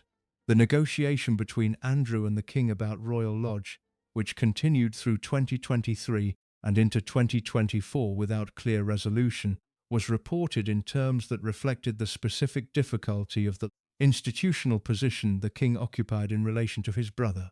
Charles had the formal authority to require Andrew to vacate the Crown Estate lease could be terminated or renegotiated on terms that Andrew could not afford, and the king's ability to influence that process was real. What Charles did not have was the personal willingness to force a public confrontation with his brother that would generate the kind of coverage that family conflicts within the royal family reliably generate. The management of the standoff was therefore conducted through the same mechanisms that the palace had always used: signals rather than directives, pressure rather than command, the hope that the accumulation of incentives to leave would eventually produce the decision to leave, without requiring the confrontation that forcing it would create. Andrew remained. The management continued. The resolution, as of the period this account covers, was not cleanly achieved. The pattern of the Royal Lodge situation was the pattern of every significant moment in Andrew's story. The institution signalling what it needed, Andrew asserting what he believed he was entitled to, the institutional machinery finding that it lacked the specific mechanism for resolving the gap between those two positions, and the situation continuing in a state of managed irresolution that served nobody's interests except Andrew's. The removal of the military titles in January 2022 produced a specific public response from within the military community that is worth documenting because it illustrates the degree to which Andrew's conduct had damaged not just his own reputation, but the specific institutional identities he had been attached to.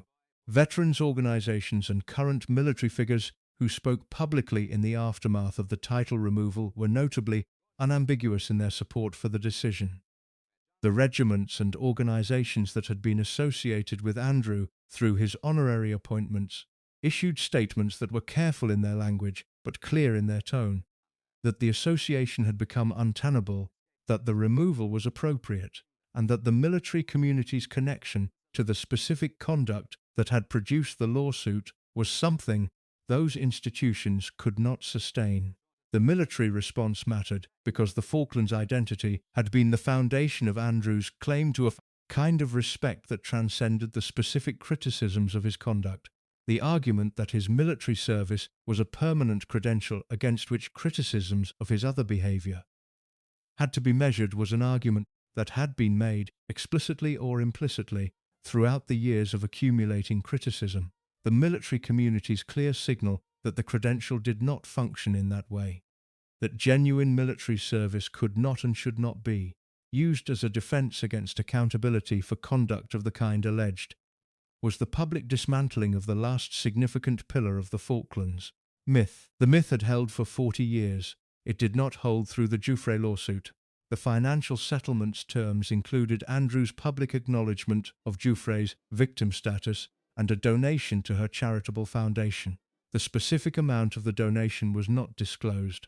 The settlement was presented by Andrew's legal team as a resolution that allowed him to move forward without the distraction of ongoing litigation, which was the framing of a legal team rather than the framing of a man who had genuinely engaged with the meaning of what he was settling. Moving forward without distraction was not available to Andrew in any practical sense because the settlement resolved the civil lawsuit, but did not resolve the underlying questions that the lawsuit had forced into public consciousness. Those questions about what he knew, about what he did, about what his choices in Epstein's world reflected about his values and his character, were not closed by the payment of money and the careful language of a negotiated statement. They remained. They remain. The settlement paid Giuffre. It did not pay the public debt that Andrew's conduct had accumulated across the full span of his adult life. The debt to the people who had worked for him and been treated badly, to the institutions that had extended him trust he had not merited, to the commercial partners who had been placed in relationships whose ethical dimensions he had never considered, and to the broader public whose money had sustained his lifestyle across decades of conduct that the public had not been given an accurate picture of. That debt has no settlement mechanism. It has no legal proceeding and no negotiated statement and no donation to a charitable foundation that resolves it. It sits in the public record, accumulating interest in the form of the continuing story of a man who still will not leave his house. The temptation at the end of a story like this one is to resolve it into a verdict, to say Andrew is guilty or Andrew is a victim of his circumstances, Or Andrew is simply a bad man whose badness was enabled by a bad institution. The temptation is understandable, because verdicts are satisfying in ways that complexity is not, and because the story of Andrew's public life has been conducted largely in the register of verdict. The tabloid verdict of the arrogant prince, the legal verdict that the settlement forestalled, the institutional verdict of the title removals and the withdrawal from duties.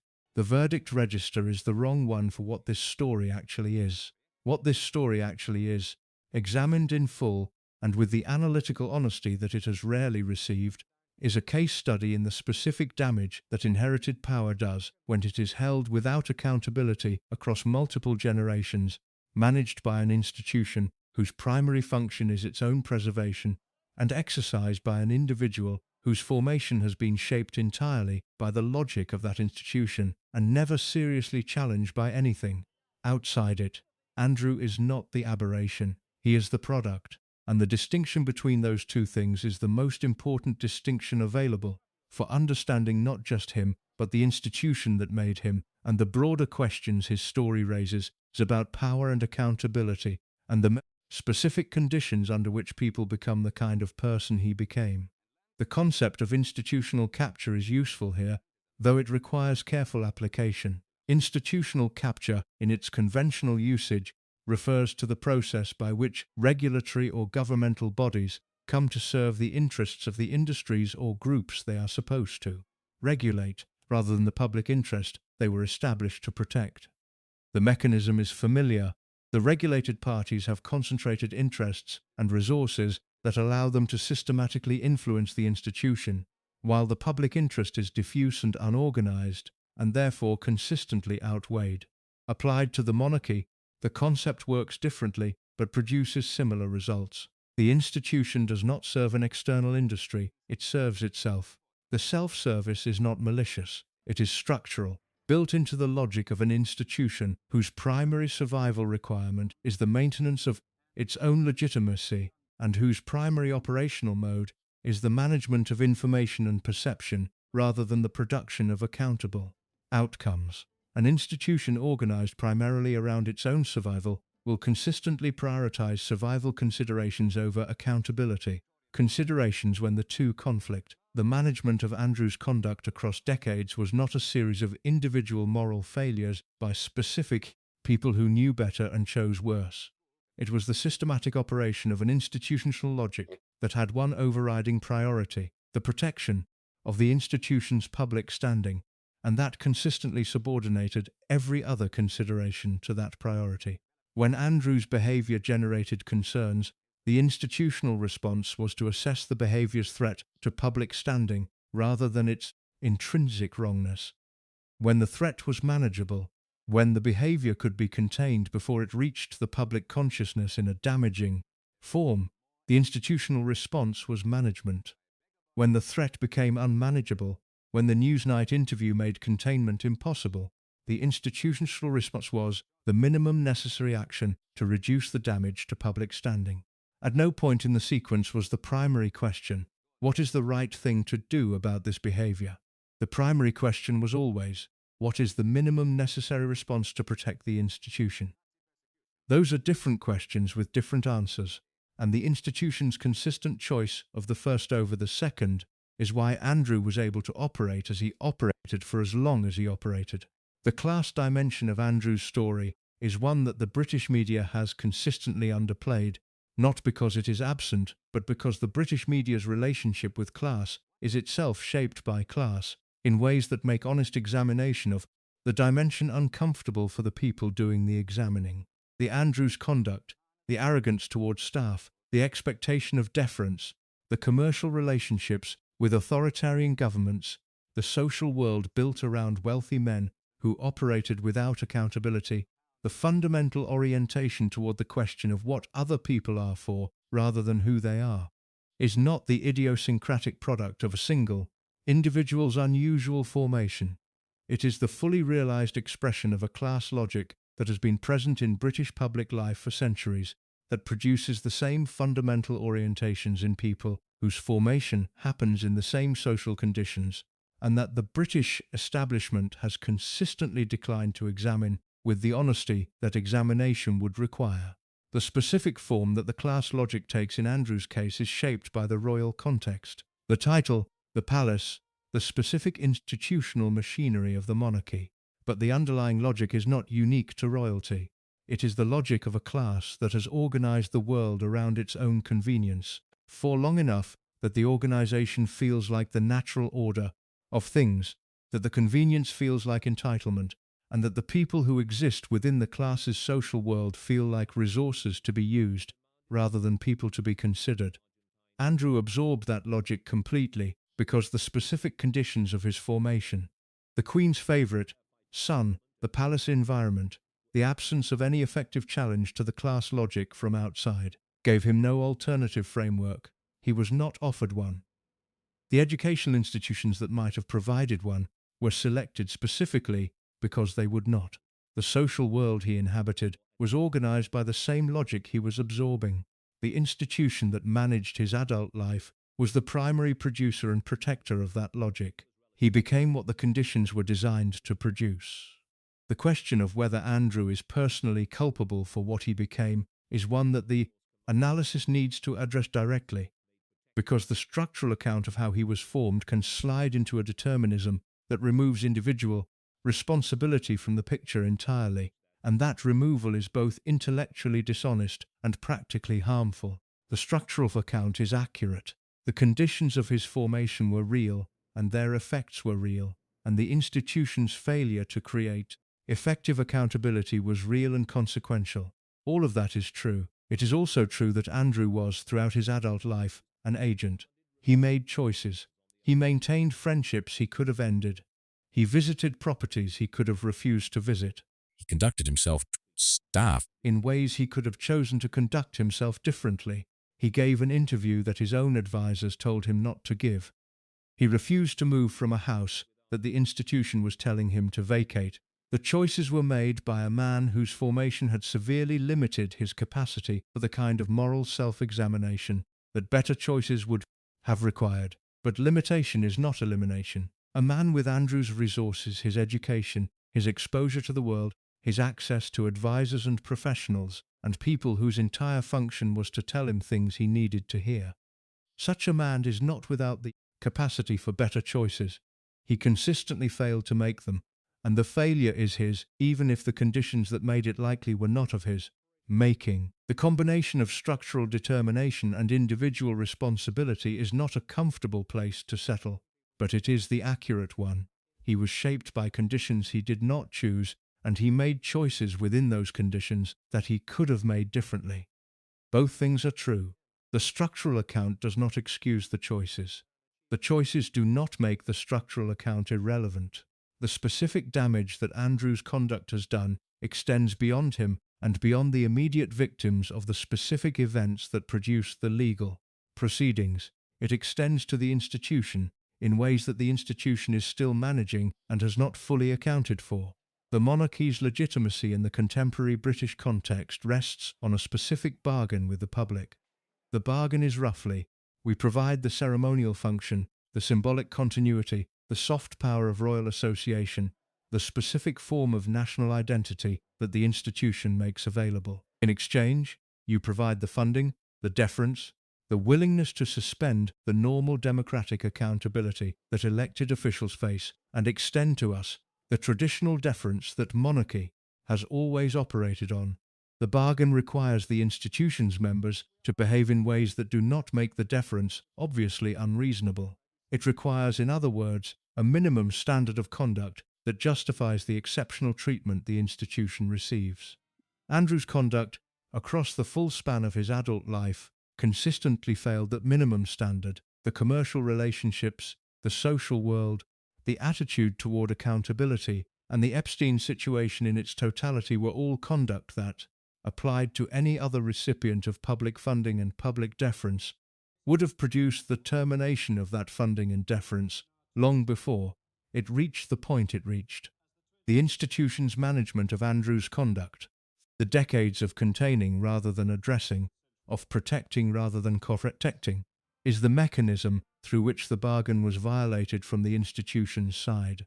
The public was being asked to extend deference to an institution that was failing to enforce the minimum standards that deference requires, while the information that would have revealed the failure was being managed to prevent public awareness. When the information became unavoidable, the damage was not only to Andrew, it was to the bargain itself, to the public's confidence that the institution held its members to the standards it publicly claimed to hold them to. That damage is more significant and more durable than any specific reputational consequence for Andrew, and it is damage the institution has not adequately accounted for. The monarchy's response to Andrew since the Newsnight interview has been the response of an institution attempting damage limitation within the constraints of a situation it did not create, because by 2019 the situation had been created over decades, and of a new sovereign attempting to impose standards that his predecessor had been unable to impose on a brother whose formation made those standards genuinely foreign to him. Charles's management of the Andrew situation has been more decisive than the Queen's was able to be for the reasons already examined. The title removals were real. The signal about Royal Lodge was real. The formal confirmation that Andrew's withdrawal from duties was permanent rather than temporary was real. These were actions that the Queen's protective instinct had prevented and that Charles's institutional priorities required.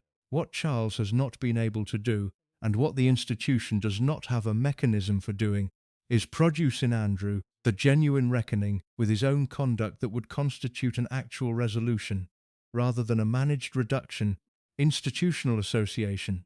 Andrew is not going to wake up one morning, look honestly at the full record of his adult life, and find that record wanting in the way that genuine accountability would require. The formation that produced him does not contain the machinery for that kind of self-examination. The gap between what accountability would require and what Andrew is capable of delivering is permanent. The institution manages the gap. The gap does not close. The broader lesson of Andrew's story for how we think about inherited power and institutional accountability is one that extends beyond the specific British context and beyond the specific institution of monarchy. Inherited power without accountability produces, consistently and predictably, the same results regardless of the specific institutional context. It produces people whose sense of their own significance is not calibrated against any external measure of their actual contribution. It produces people whose behavior toward those with less power is shaped by the assumption of entitlement rather than the requirement of consideration. It produces people whose response to criticism is incomprehension rather than reflection, because the internal mechanism for processing criticism as legitimate was never installed. It produces, in the specific conditions of the British royal family, a man like Andrew. But the conditions that produce that man are not unique to that family or to that institution. They are present wherever power is held without the specific accountability mechanisms that force power to account for itself. Wherever the feedback loops are severed, wherever the protection of the powerful from the consequences of their behavior is built into the institutional architecture, wherever the primary institutional logic is self-preservation rather than accountability. The monarchy is the most visible British expression of those conditions. It is not the only one. The Andrew story is the royal version of a story that has many versions, and the attention it has received should not allow the specificity of the royal context to obscure the generality of the conditions it expresses. There is a final question that Andrew's story leaves open, and that no amount of analysis can close, because it is a question about knowledge, specifically about what Andrew knew, when he knew it, about the things that happened in Epstein's world. The legal proceedings did not answer that question. The Newsnight interview did not answer it. Andrew's subsequent public statements have not answered it. The question sits in the record, unanswered, and is likely to remain unanswered for as long as Andrew maintains the position he has maintained since the story first became unavoidable. What the analysis can say, with the confidence that the full record supports, is that the question of what Andrew knew is ultimately less important than the question of what the full record of his conduct reveals about who he is. The specific knowledge question, did he know precisely and in detail what Epstein was doing, is the question that the legal framework made central. because it is the question that legal proceedings are designed to answer. It is not the most important question that his story raises.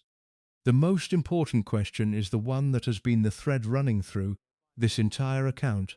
How does a person become someone for whom the welfare of others is so consistently secondary to their own comfort and convenience that they can move through a world where serious harm is being done to vulnerable people and find it habitable? The answer to that question is the story of Andrew's formation. The mother's favoritism, the father's indifference, the institution's protection, the absence of effective correction across 60 years. The answer is structural and personal simultaneously, institutional and individual in the same breath. He became that person in those conditions. The conditions were created by the institution.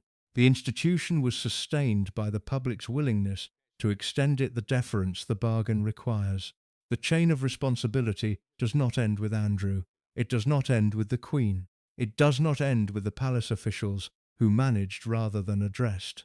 It runs through the full length of the institutional history that produced the conditions in which a man like Andrew was not only possible but, in the specific logic of that institution, inevitable. The institution has never accounted for that chain. It has managed Andrew's specific consequences. It has not examined the conditions that produced them. Until it does, the conditions remain. And the conditions will produce what they always produce. They will produce Andrew again, in some new form, in some future context, and the story will be told again, and the management will be deployed again, and the accounting will be deferred again, until the institution decides that the accounting is more important than the management. It has not decided that yet. Thank you so much for watching until the end. If you loved this story, check out the other videos on your screen now. I think you'll really enjoy them. And don't forget to subscribe if you haven't already. See you in the next story.